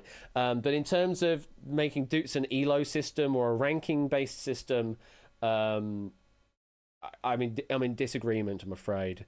As Score also mentioned, trying to explain what an elo system is to people that have never experienced an elo system or a ranking system like it before, it'll take a lot of time. Whereas Doots is like, you earn Doots. It's like points. It's like a currency. Simple. So yeah, that's it's a simple pick up and go. These are fun things. You can earn more fun things by spinning fun things, or playing fun things, kind of thing. That's how I see Doots. So that's where I'm at with that. Don't think it should be used to determine entry for invitational style games like Time Shock.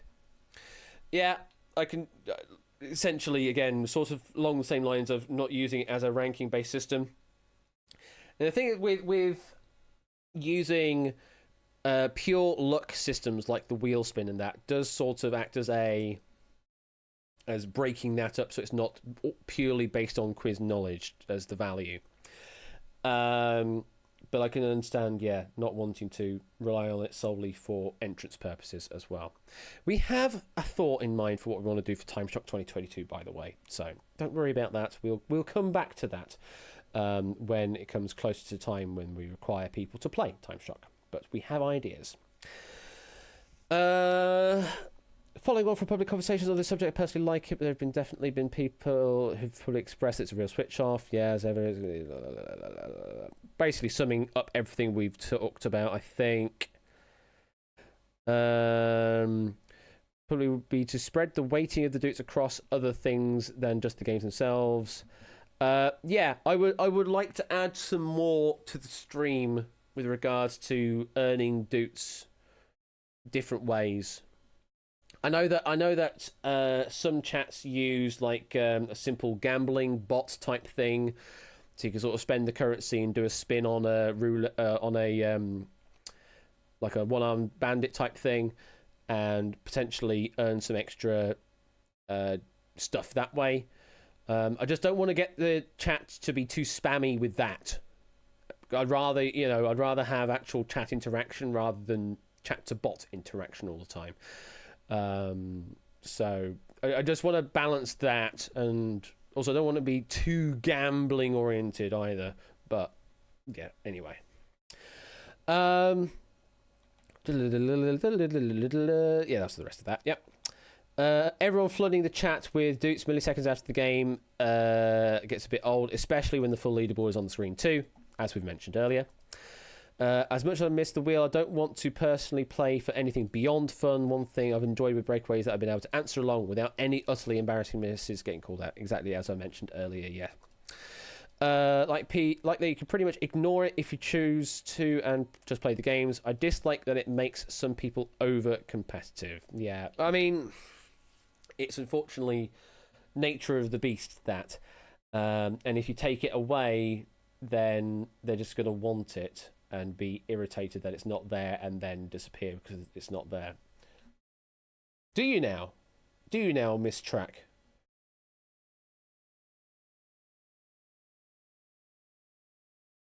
Is it really? What? Do you have opinions on the Duke system?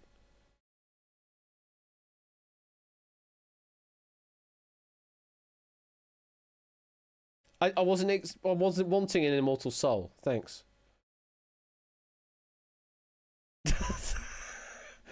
Suddenly breaking into a third or fourth wall. What the hell's going on there? Anyway, where were we? Where were we? Consistency between games should be looked at. I mean, I'm always trying to balance the games, but it's never. Yeah, different games be different games. But also, I do like the idea of having certain event style games that are worth more than others. Like things like the Vault being 1.75 million doots on the win when Derek was able to win it last time. I like having like really big event games every now and then that do have really massive totals. Obviously, in terms of balance, that's terrible. But I don't know.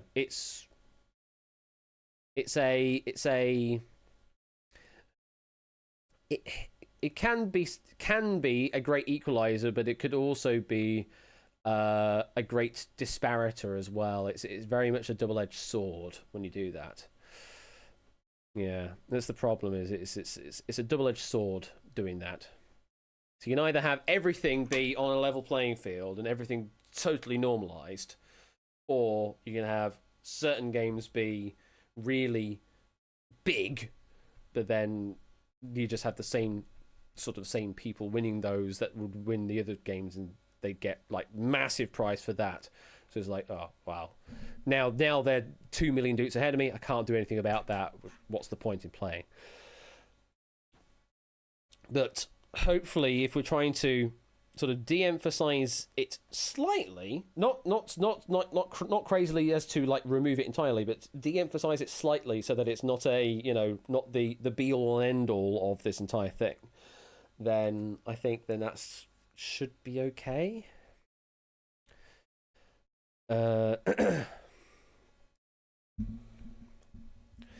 Gonna go out on a limb here, but I think we're trying to find problems where there aren't any. I don't think people feel strongly. It seems that other than some common sense suggestions for people, most of the feedback has been positive, but there are some outliers in the votes. Certainly for the Twitch command to retrieve information about the Duke leaderboards, there is a strong disagree vote. That it's not a standard linear progression with the votes. There is a strong outlier vote in that regard. So there is definite opinion out there. So yes, we are picking at it and trying to find problems, but those problems aren't completely unfounded. Certainly, that's what I'm seeing from this data at the moment. And yeah, I know that there's going to be different sort of opinions out there, and people aren't going to necessarily enjoy it. But yeah, it's. I know that I can't please everyone, but I can try and please as many as I can without losing what I want in this as well. Because the whole thing is that it's my offering. I don't want it necessarily to be this is just for you, as it were, and it'd lose all of my identity in this as well. So I have a say in this as well, unfortunately. So yeah, there's trying to find the balance.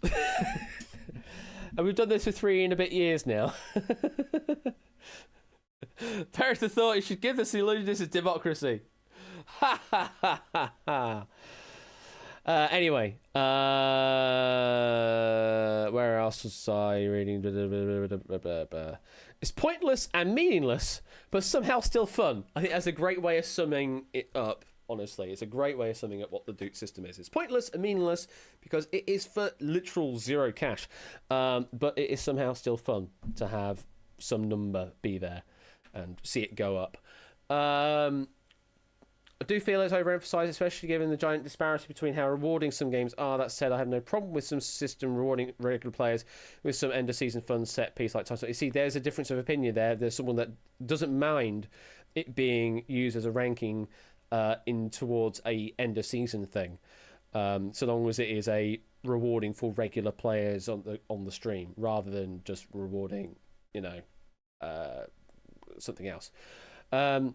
I don't think the balance is too far off. A couple of tweaks might nudge it in the right direction. Yeah, it's just little tweaks. It's not massive changes we're looking at. It's not that at all. It's just minor tweaks to improve the perception. Maybe not to actually improve it, but improve the perception of it. It could be that is the actual thing. Anyway. Can be a bit demoralising if you see yourself constantly near the bottom of the leaderboard if you're putting a genuine effort in, but the lack of real balance and the opportunities to randomly score being outside of the games works in its favour, stops it being taken too seriously. Yeah, very much what we've mentioned earlier. Someone who can't make streams that often, I don't put a lot of weight into the Duke system. Don't feel great about it being a primary factor in who gets to participate in some events, tournaments. So again, there's a contrary opinion, wanting less of an emphasis of using it as a ranking towards end of season events like Time Shock, etc. Dukes are a handy way of measuring how well I'm doing relative to everyone else. And system needs to allow for equal scoring on jackpots across all games. For example, Wonderwall has a maximum jackpot of 1 million Dukes, but Secret Fortune has 100,000 Dukes max. 1 versus 100 Dutch format does have a 6 million jackpot, but I would say that's an exception given how nigh on impossible it is to win. Yeah, I agree. I agree that is a thing.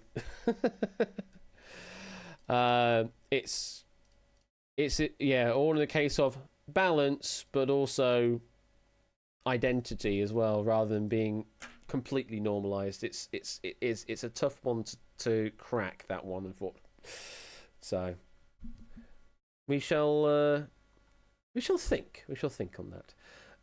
That's all the talk about the Duke system dealt with now. So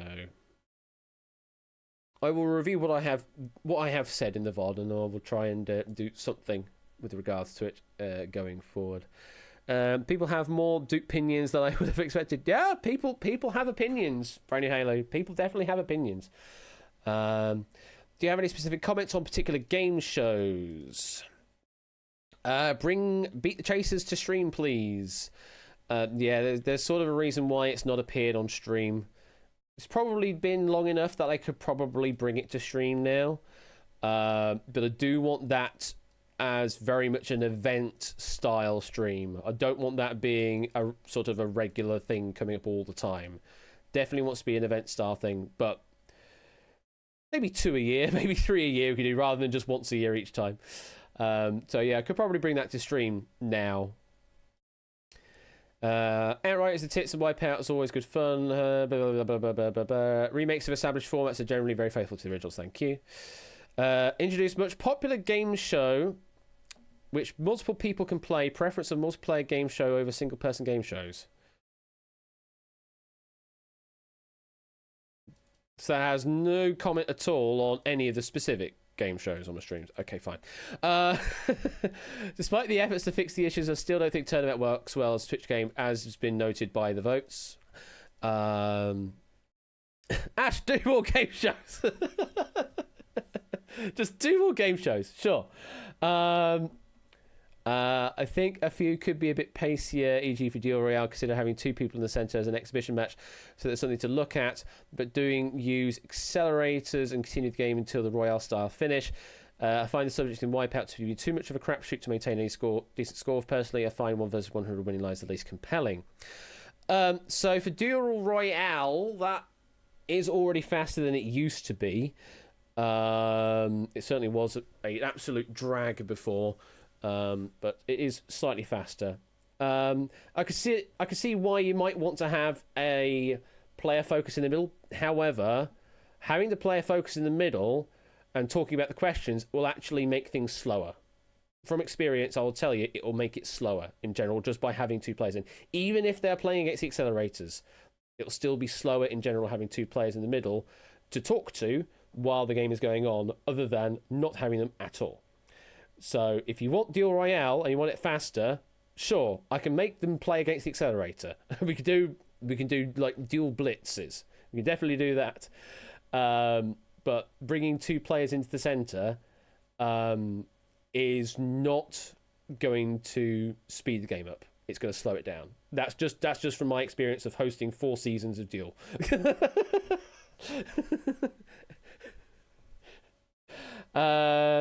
Subjects of Wipeout to be too much of crapshoot. I've mentioned that earlier. I am trying to keep an eye on them so that you at least have an idea when you try and answer on Wipeout, and it's not an absolute crapshoot. So I am trying to certainly fix that. 1 versus 100 winning lies least compelling. Fair, absolutely fair. There's not much gameplay to those. To be honest, there is not much gameplay to those. But yeah, it's a valid opinion. Please see Turnabout Relegator's warm-up slot. This is by far my least favourite offering due to being a game exclusively rewards fast typers. We mentioned about reducing that to warm-up slot and maybe even changing it even further to be not team-based at all. Please don't take my opinions on the Vault to heart. It's definitely getting better, just often feels like, can I make my fellow...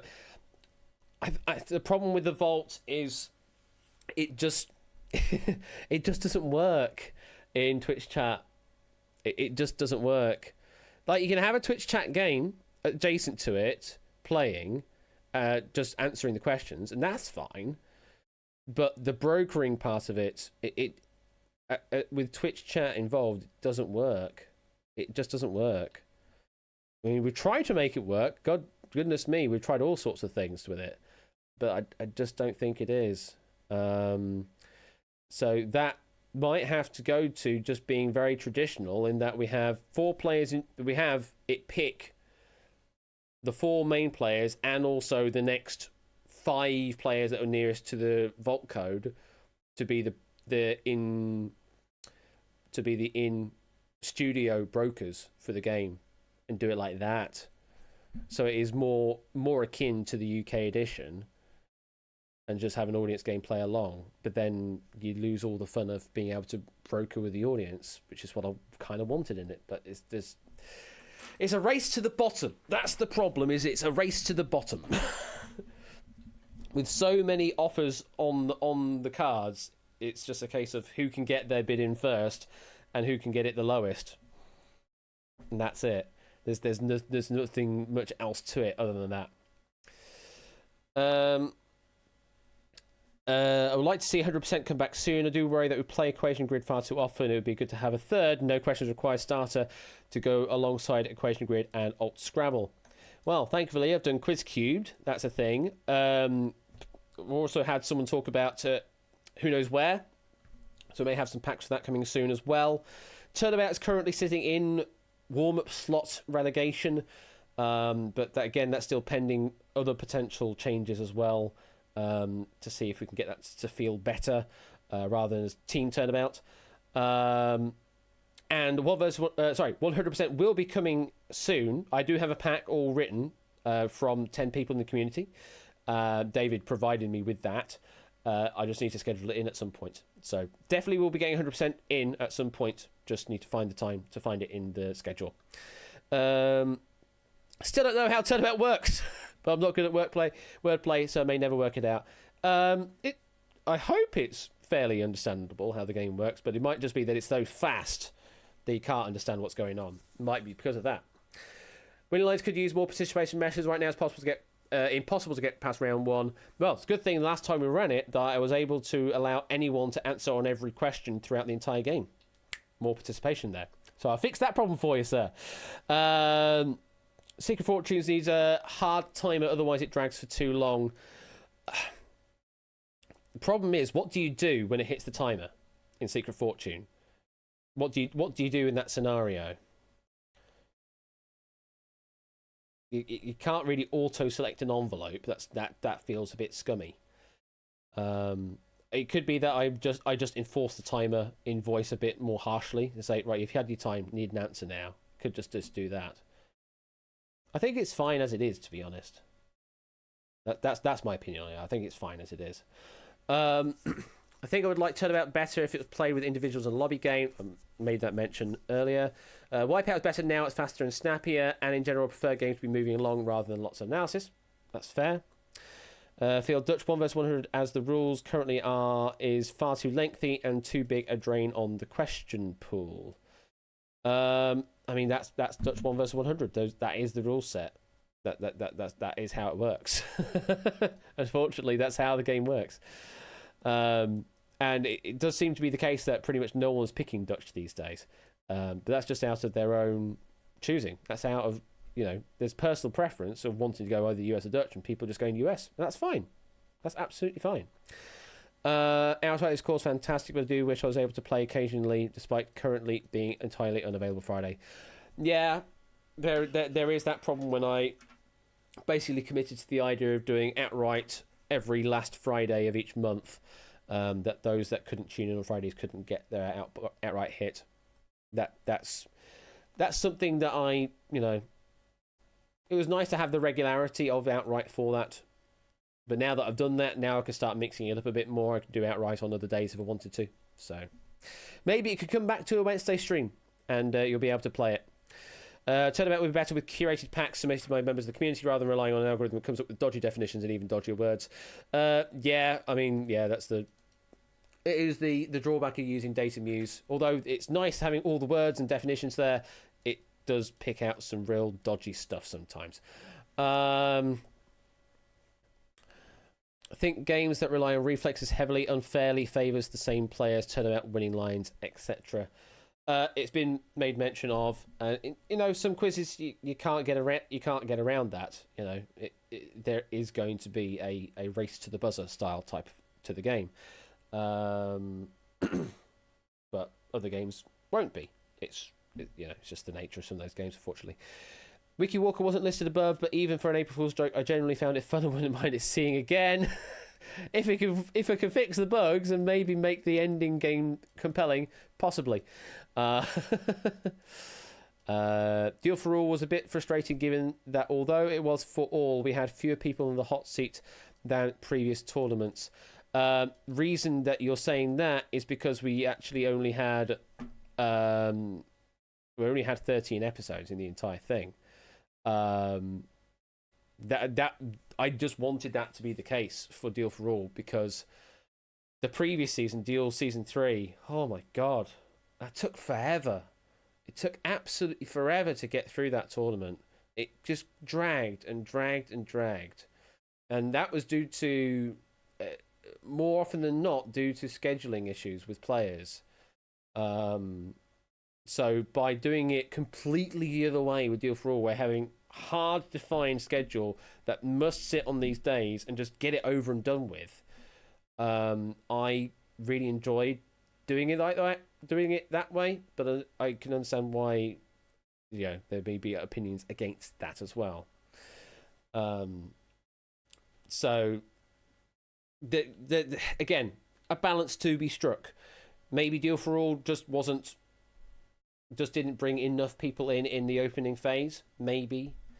But the thing is that the way that played out meant it meant that anybody could play throughout all of it, which is something it wasn't done before. I'm trying to think of any other tournament out there that is massively multiplayer.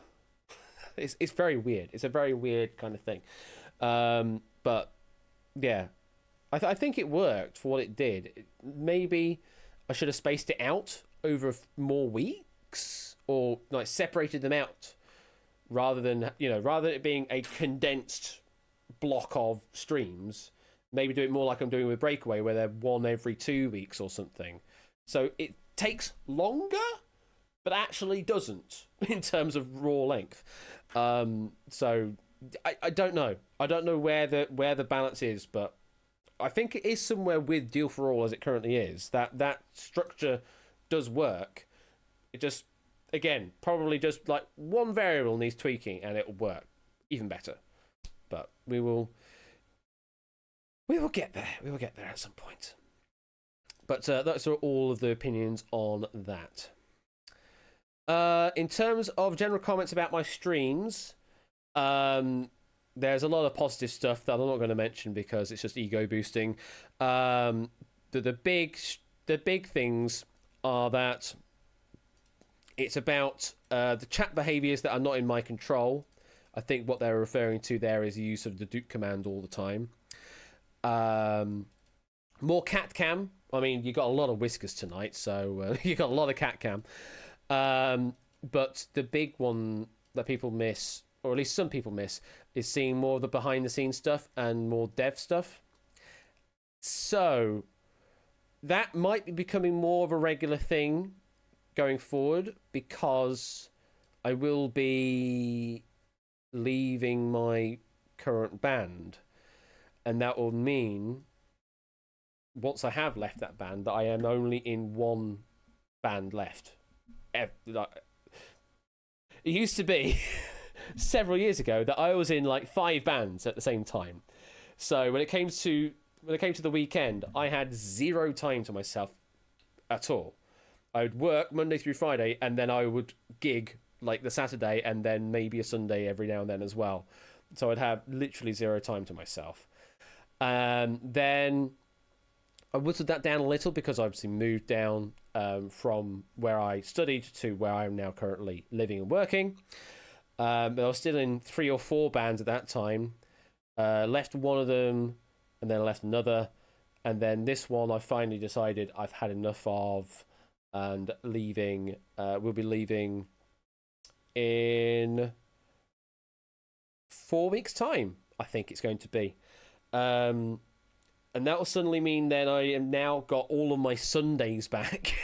That was one thing with this band, is that there was always a Sunday evening rehearsal, and that could have been that will still happen even if we had a gig on the Friday and Saturday beforehand. So you could have an entire weekend tied up just with the band, essentially, which don't feel great sometimes. You really don't feel great sometimes. But yeah, with leaving that band, I'd only have one band left, and it's a very low effort band that I'm left in. We're only rehearsing like once every other week. And we don't have any gigs lined up yet, but it's going to be very sporadic what we do anyway. So it's a much more relaxed situation that I'm in. So with that, I might be finding myself with more time at home to do dev stuff, and then we'll be able to do that as dev streams or something going forward. So there maybe it's just maybe just be more random dev streams coming up from me going forward, because I'll be finding that I have more time to myself all of a sudden, and I can go watch Topper streams. Absolutely, I really have been missing Topper streams because I'm always at rehearsal on Sunday evening. It's crying shame. It really is. So yeah, I'll be able to catch Topper and just do other things and go and actually watch some live music for once. Because that's the kicker, is when you're doing live music, you're always gigging at the times when other live music is on, because of course you are. It means you can't go and see the live music. Now I can. So yeah, that's the stuff going forward potentially. Exactly, Score.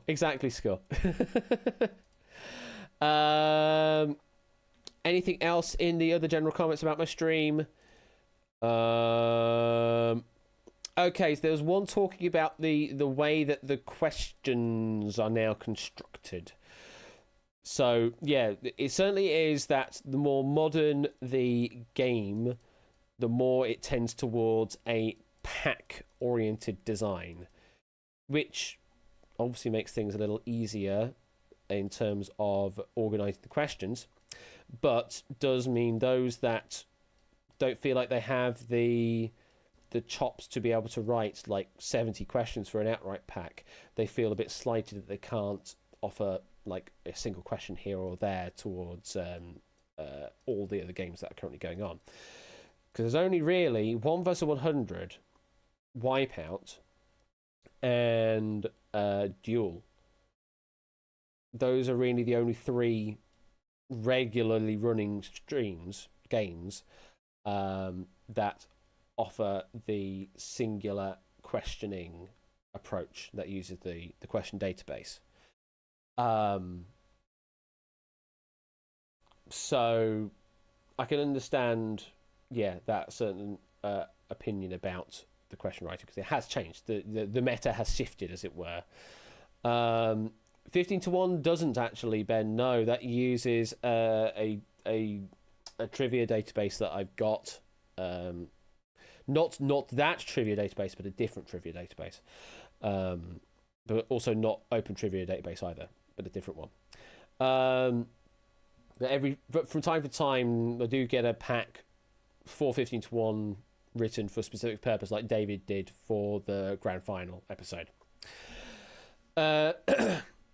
So yeah, it's a thing I need to deal with that. I don't know what to do really, because I can understand why people would want to write a singular question, but not every show would work that way. I mean, quite a few could work that way. Like Relativity very easily could be done like that, where you could have do a community pack. We could do that kind of thing. So the shows that have currently been designed in a way that they are pack oriented, we do it where there is a community pack every now and then, where it becomes more like a spotlight-esque type thing. So you can have one that is cherry-picked singular questions from across the board. So yeah, maybe we could do that. Or what we could do, rather than just sort of leaving it open up to the weeds and that, is just decide at one point, right, on this date we're going to do a community pack of Redacted. And then I'll just say, if you want to submit a single question to the community pack, then do it on the question database. I'll specify a special question type or something, and then I'll pull questions down and then make a pack out of that. Could do it like that, rather than just sort of leaving it open-ended like we do with 1 versus 100, blah, blah, blah, blah, blah. So we're sort of leaving it as a sort of an expected target to go for. I think that might work. So sort of every now. How about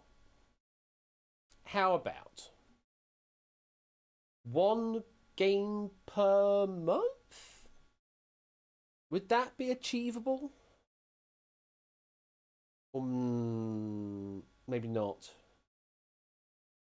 Considering the other games that do. I mean, 1,000 Heartbeats sort of is done like a community pack anyway, in the way it's constructed at the moment. 1 game per season. I mean, it could just be a case of that it's not a hard to find rule. It's just a case of, we haven't done this in a while, let's do it now. So rather than tying it to season, just say like once every blah. Hello, welcome from the good to see you from the Antarctic there, Tips. So thank you for the £5 donation, appreciated. Hope you're doing well. But yeah, certainly an idea of doing a community pack for a game where the requirement is just 1 question, each from whoever wants to write. I think that might be a nice thing to do, and we'll scratch that itch for those that want to write for these games but just wouldn't otherwise be able to because they can't afford the time to write that many questions. Because I know it's bloody difficult to write questions. I know it takes forever to do so. I'm not an expert in doing that. So yeah, we will. I mean, team packs have already been a thing. I've already had for outright at least 3 occasions now of collaborative packs, like Cycle Space, etc. For example, Matt and Tyson, was it? They collaborate on a pack. Matt and someone certainly collaborated. Matt and Oni collaborated on a pack. That's it. So there definitely have been collaboration packs in the past, and those have just been on your own decision to do that, and I'm absolutely fine with that. There's no reason at all why that couldn't be a thing. But I guess it might just be a case of steering the community a particular direction, saying, right, we're going to do this as a community, because we're going to have to do that for Time Shock, by the way. We will have to do that for Time Shock, by the way. We will need to source 600 questions somehow again. So there will be again the collaborative effort to write for Time Shock. So that's definitely a thing. But yeah, for more of these pack-oriented games, we could definitely every now and then go, right, we're going to do a community relativity or a community redacted, maybe even a community outright. Maybe even a community outright. You know what? That would be such a good idea.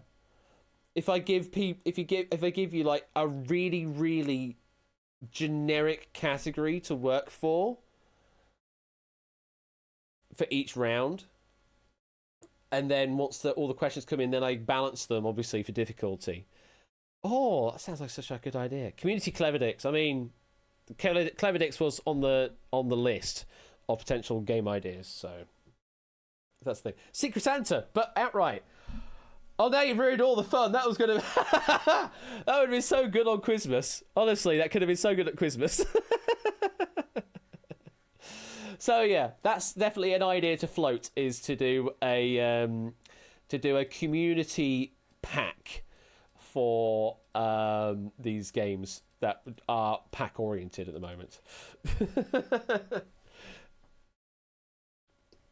All these other general comments. So pity that Twitch Sings isn't a thing anymore. Well, that's DMCA for you.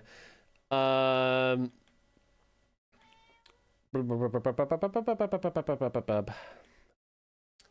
much needed restorative of joy and sanity. Oh, that's a very kind thing to say.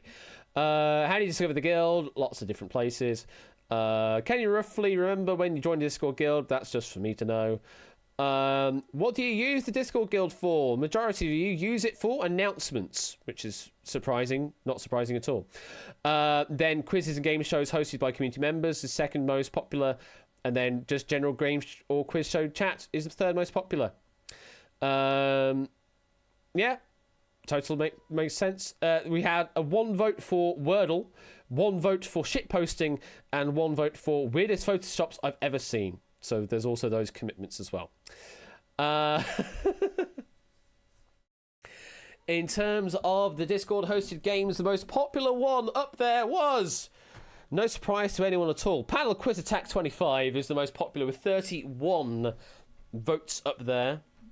Then as Jeopardy was the second most popular, and then Beat the Chasers was third most popular, mainly because we did that as an event style thing at the end of the year.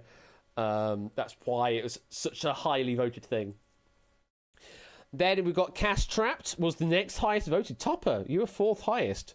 Then Poker, just general poker games. Then tied was Countdown, House of Games, and the Hit List. Wow. Then we're looking at Wordsy Wednesday for Ape and Billy. Then it was Millionaire Hot Seat with 12 votes. And Wheel of Fortune also for 12 votes as well. And then various other votes going down the lines after that as well. No one voted for Winning Combination because it wasn't on the list. Yeah, I completely forgot about that one. Sorry. There are a couple I missed. What I tried to do was go through the list of Discord events, and any that were on there that I didn't have already on my list, I added, but I missed that one. Apologise. And then 25 words or less was also missing from the list because I missed that one. So apologies for that. Are there any features that you'd like to see added to the Discord Guild? I got an NA, an NA, an NA, and update tool to schedule for users, as that sometimes is outdated. That's fine. So pretty much nothing needs doing to the Discord Guild is what you're saying. More Beat the Chasers. I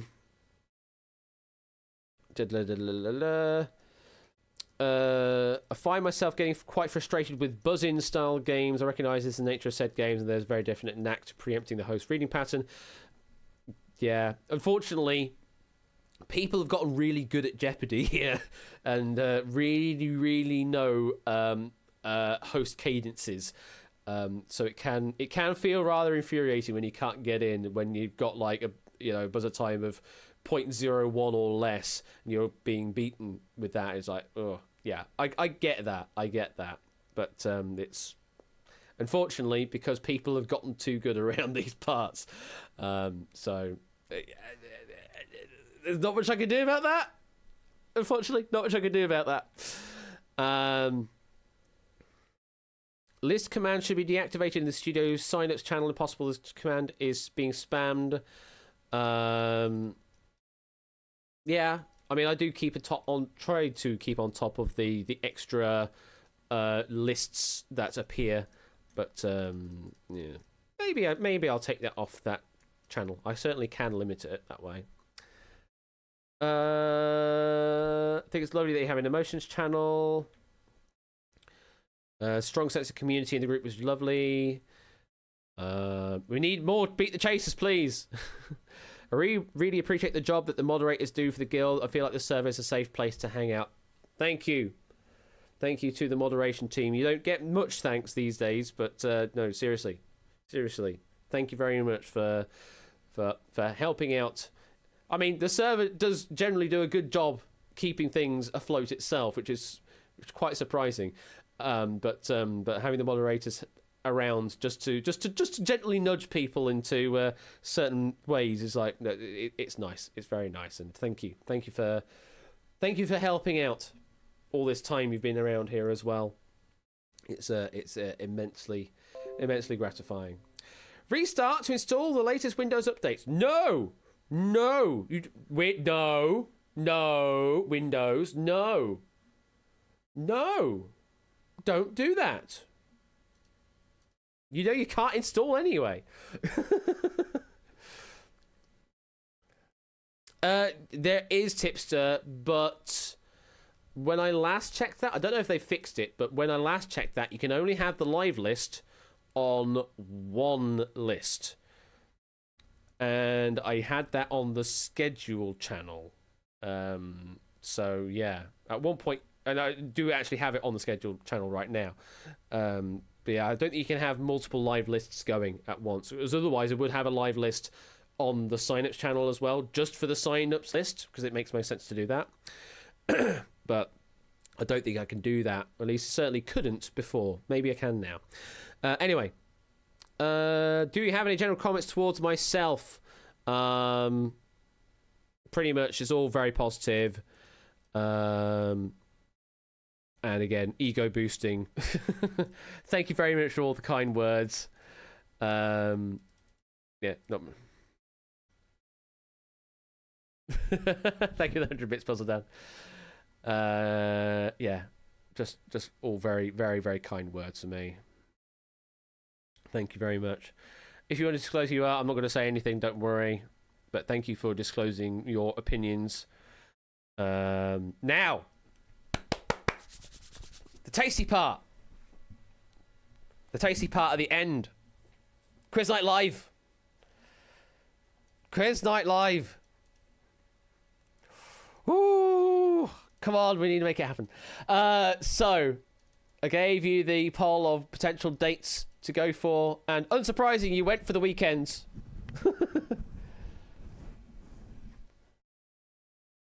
Oh.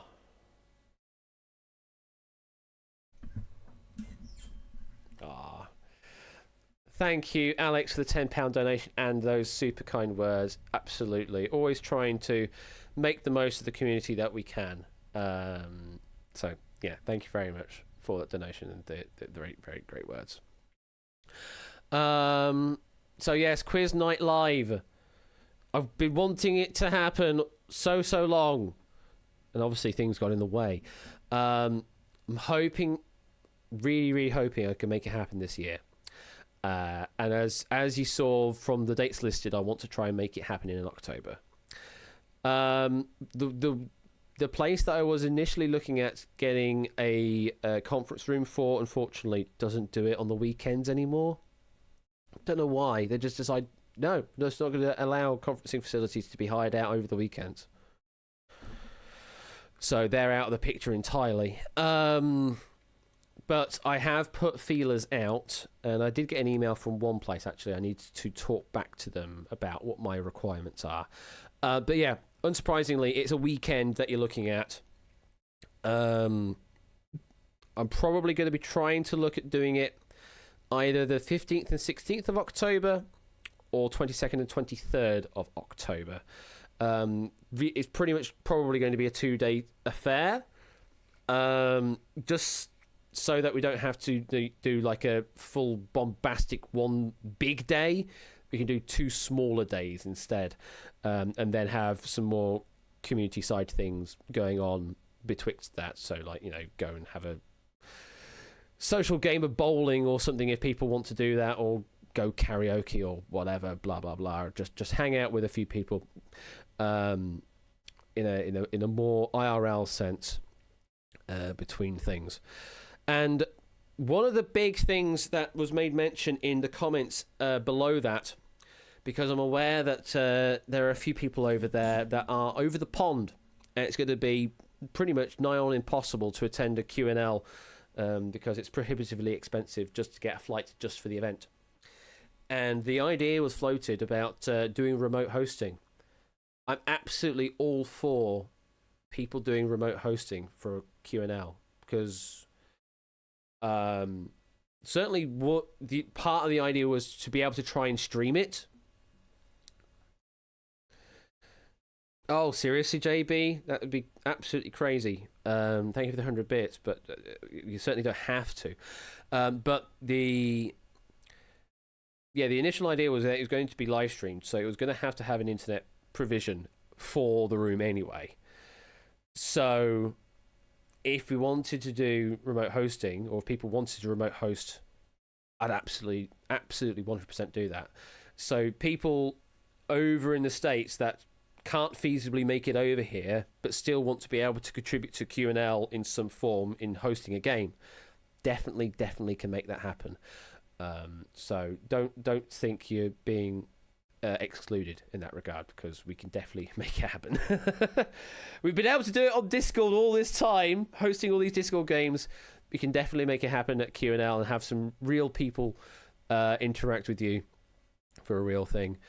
So definitely, if you've got ideas on what you want to potentially provide for Q&L, then definitely send those ideas my way. Yeah, the biggest votes was 2 days for a Q&L event, how over a weekend, how long it should be. 2 days was the most popular vote.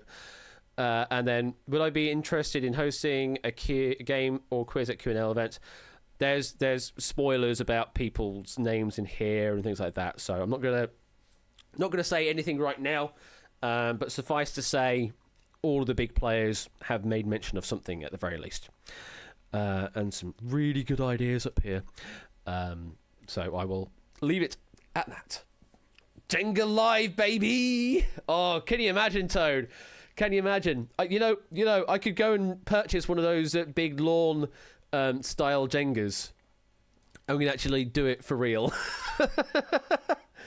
where they actually properly interact with the Jenga piece. or we could just do small Jenga. Either way. So yeah, Q&L. I definitely want to try and make it happen this October. Probably either the 15th or 16th or the 22nd and 23rd.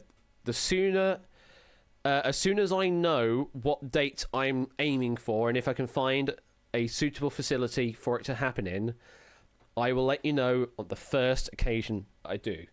Because obviously then people need to start making arrangements, and I want to try and make that happen as early as possible so people can make as many arrangements as they can.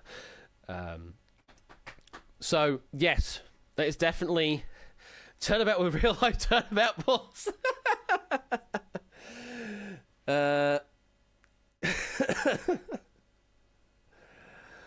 Okay, so Moneybags live with a real conveyor belt. Hey, all you need is just a long bit of fabric and someone willing to pull it.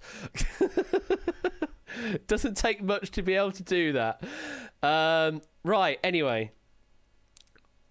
That is pretty much everything I do need to mention from the year in review. Q&L, I definitely want to try and make happen in October. I'll chase up the contacts that I've had over this week, over this weekend, and try and sort that out. Book the Beast went online. What? And thank you for all of the inputs and opinions and votes and polls and things like that for this year in review. Well, honestly, a lot of it was expected from my point of view. Things that I've seen from a sort of a top-down view, it's fairly expected. But there were some surprises in there as well. I will say that as well. But it's good to know those opinions, and we'll try and improve this further as we can, but without losing the identity that we've already built up over time as well. As long as he's not doing 3 other webcam quizzes at the same time. So thank you for your opinions. They are definitely going to help shape Quiz Night to be even better going forward. I'll try and think about what to do with the Doots commands, and with regards to the Twitch chat, try and get the link to the leaderboard available there easier. And yeah, I'm going to try and get Q&L sorted. Oh, Q&L. I really, really want to make it happen. Really, really want to make it happen. So, we will see. We will see. Well, goodness me, it's nearly midnight. Didn't think it would take that long to go through the review thing, but apparently it did. It is nearly midnight. Thank you very much for sticking through with all of this. And to all the people that have joined in while this stream has been going on, hello, hope you're doing well. You did miss some wonderful relativity earlier, but still, you have the opportunity to get a wheel spin in a moment.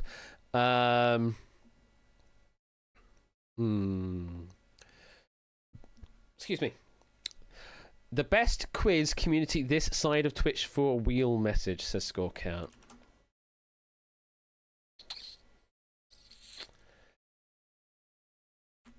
Go on then. We'll be self-conflating like that. So sappy. If you want a wheel spin, say that. And by that I mean you're probably just going to copy paste it. So if you want a wheel spin, go and put that in, and you'll be entered in to potentially be picked. 2 spins we're going to have.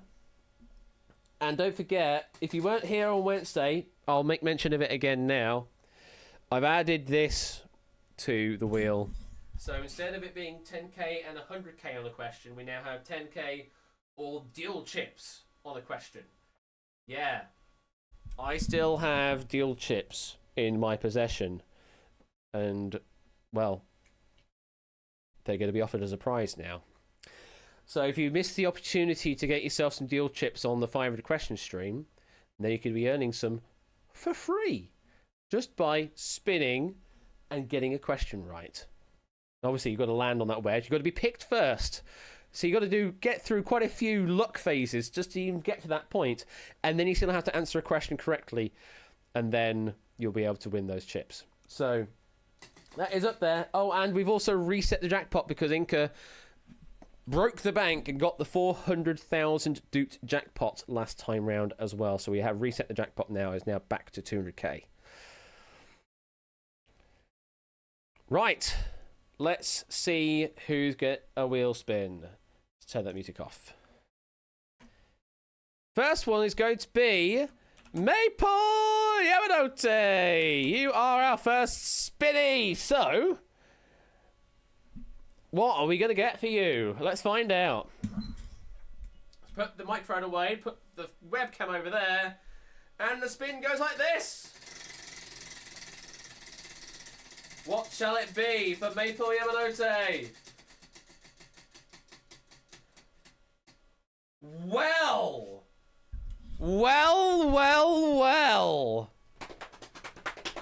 Prize wedge, folks. Prize wedge. So, Maple Yamanote, you can take 10,000 doots and walk away. Or you can risk those 10,000 doots and gamble it on the turn of one question to try and get some deal chips. And for example, this is what one of those deal chips looks like. You'll get a stack of 20 in total, 10 blue and 10 yellow. And I'll cover all the costs of all the postage or anything like that for wherever it is around the world, wherever it was going to go. So what's it going to be? Are you going to gamble or not? Audience, what shall he do? Gamble. I need some noises like that at some point. You gonna go for it? You're gonna go for it. All right. Well then, that means I've got to find me a question.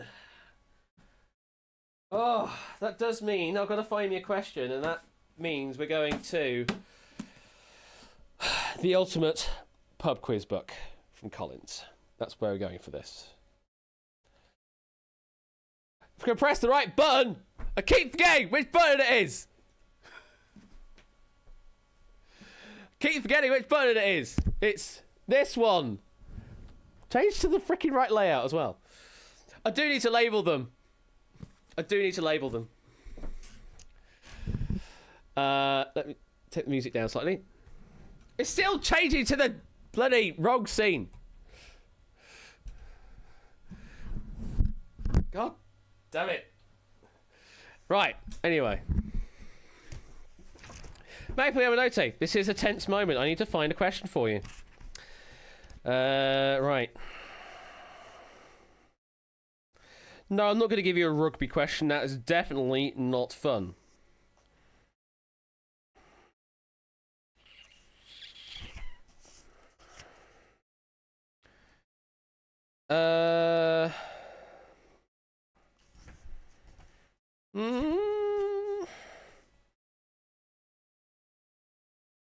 We talked about them earlier, so that would have been a bit too easy.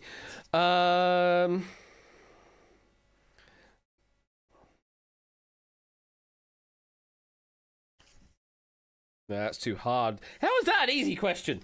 It's the problem with these books is they're not actually. And they've got such a high UK skew as well.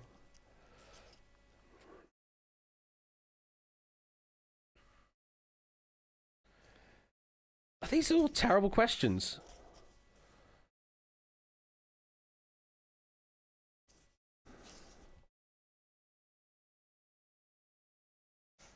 Hmm.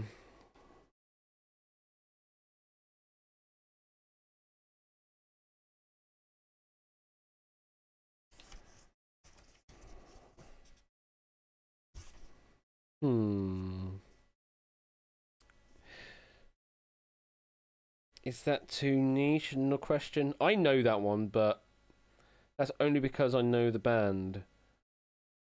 I think that's too niche a question.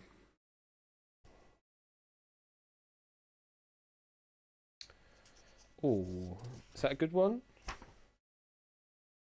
No, too UK centric.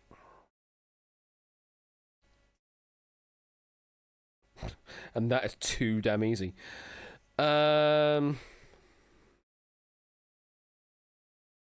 We don't want to go with that one.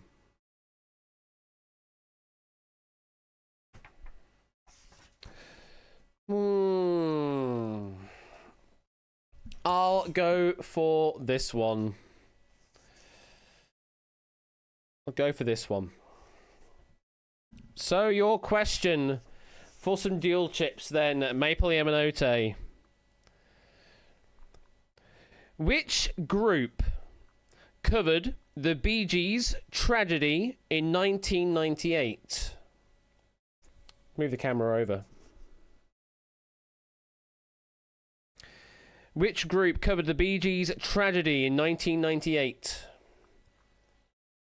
This music is getting really tense already. Not a clue. Got any idea?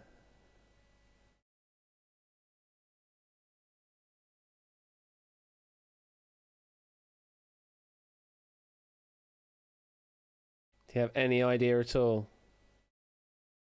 Sisters, I guess, lol, deaf wrong. The answer I'm looking for, lock it in YOLO. The answer I'm looking for is Steps, I'm afraid. Steps covered the Bee Gees' tragedy in 1998.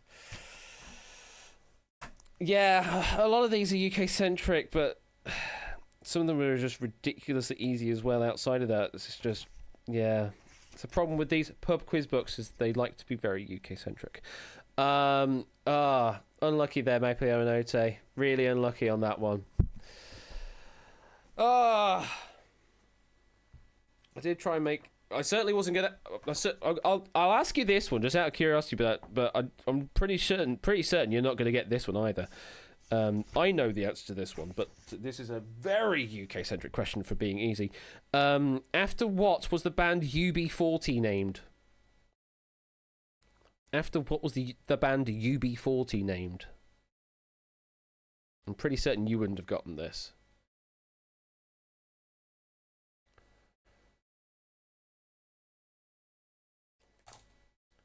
You hate UB40, really? Wow. It's not WD-40, no. Not a clue. Sounds almost familiar, but no idea. So, UB40 is named after the unemployment benefit form. Yeah, it's sort of the code that it would use on that form.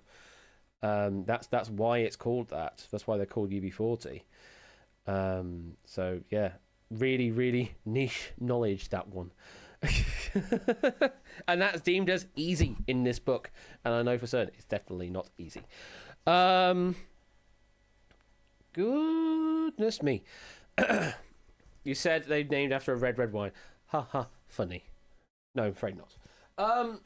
Unlucky there, Maple Yamanote. I did try and find a sort of semi-readable question, but they are just absolutely ridiculous in this book sometimes. Possibly, probably what I need to do is actually have a question prepped ahead of time for the wheel spin rather than looking in a book. But again, that's me not planning ahead of time.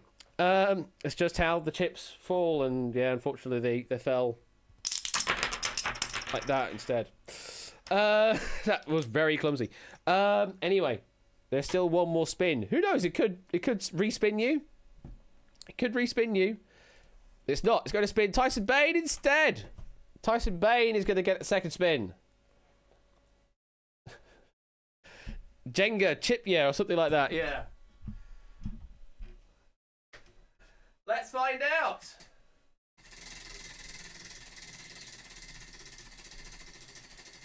Will it be another prize wedge? You know what? It could be. It is another prize wedge. Holy crap!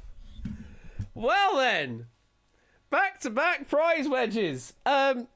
Tyson, what do you want to do? Would you like to take the 10,000 Doots, or would you like to take the risk on the prize? Windows, stop trying to... No! don't try and install the latest update, because you know you can't. You want to go for it, Tyson? Okay. Right then, let's make it happen. I'm going to get the book out again. And let's press the right button this time. There we go. I got it right first time. Okay.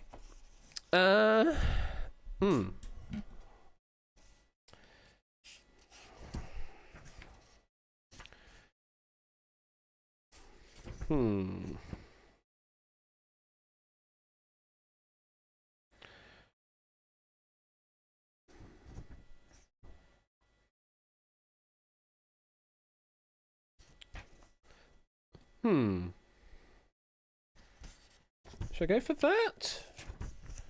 Ask a question about the Philippines. No, I'm not going to do that.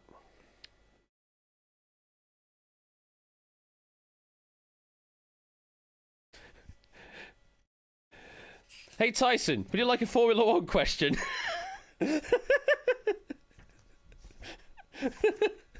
No, I'm not going to do that. that'd be slightly too imbalanced if I were to do that.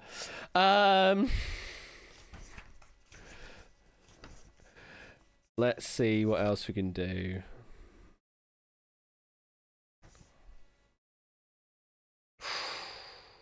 Oh, wow, that's a difficult, easy question.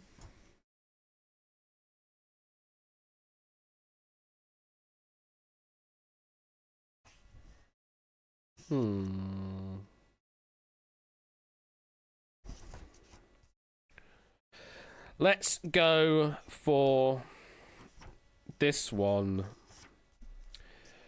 What word can precede class, dress, and primrose to make 3 phrases? What word can precede class, dress, and primrose to make 3 phrases?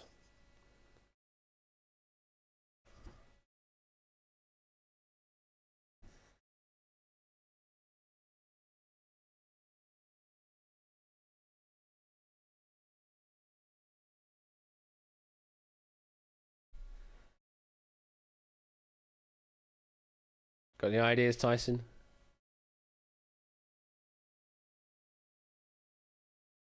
Nothing's coming to mind.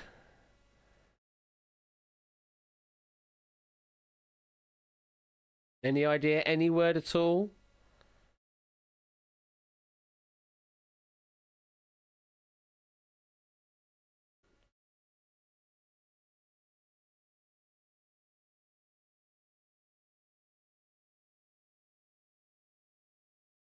Got nothing. That's a shame. That is a shame. The answer we're looking for, Tyson, I'm afraid, was evening. Evening class, evening dress, and evening primrose was the answer we're looking for there. Evening was the answer. Unlucky there, Tyson. Or are you thinking French? Well, I can probably see that. French primrose maybe could be a thing. But no, evening primrose, it's isn't that what they evening primrose, isn't that what they use in like Nitol or something? For trying to get to sleep or something? Or is it just one of those what even is it again? Oh, that's why I've heard of it, because it may help ease eczema. I can tell you for certain, it doesn't for me. That's why I've heard it. So, unfortunately, another failure on the prize. How the hell we got 2 prize purchases in one evening? That's crazy luck on its own. But unfortunately, Maple M&AT and Tyson failing to get the question right. And again, means the chips stay here. Go for 3 in a row. No, it's gone beyond midnight now. We've gone beyond midnight now. I need to rest my voice. As you can hear, my voice is starting to croak a little as we now reach freaking 4.5 hours of this stream, and I don't want to do a bloody 500 questions and do 17 hours again. Thank you very much. Spin it again just to see if it lands on it. No, I'm not going to tempt fate, Fraser. But that is going to be it for me this evening. Thank you very much for tuning in for some relativity earlier. That was from Car and from JC Eurovision Fan. We then did a massive old talk about stuff in the community, then did some wheel spins, and that is have a look at what you could have. No. That is now it for me. Thank you very much for hanging in there. Rest of the week, we've got Ben doing his usual thing on Saturday evening with some more face-off, I'm pretty certain. Sunday, Topper is doing his usual thing as well. Fraser's now taking a break. I'm back on next Wednesday with some more Breakaway. No face-off tomorrow. Okay, fair enough. No face-off tomorrow, but plenty of other stuff, I'm sure. I'm back next Wednesday with Breakaway. I'm not here next Friday. However, JB will be here in my place. Not here on his channel, though. Next Friday at approximately 8 p.m. British Summer Time with some Wheel After Dark for the UK. So it's not America's shame anymore. It's more UK's shame. I mean, we've got a lot to be shameful for at the moment. Yeah. That's stuff and things going on in the community currently, soon. And Quarren Stream Wheel After Dark tomorrow as well. All the things. I want to go. Rest my voice and stuff. Bye. Bye.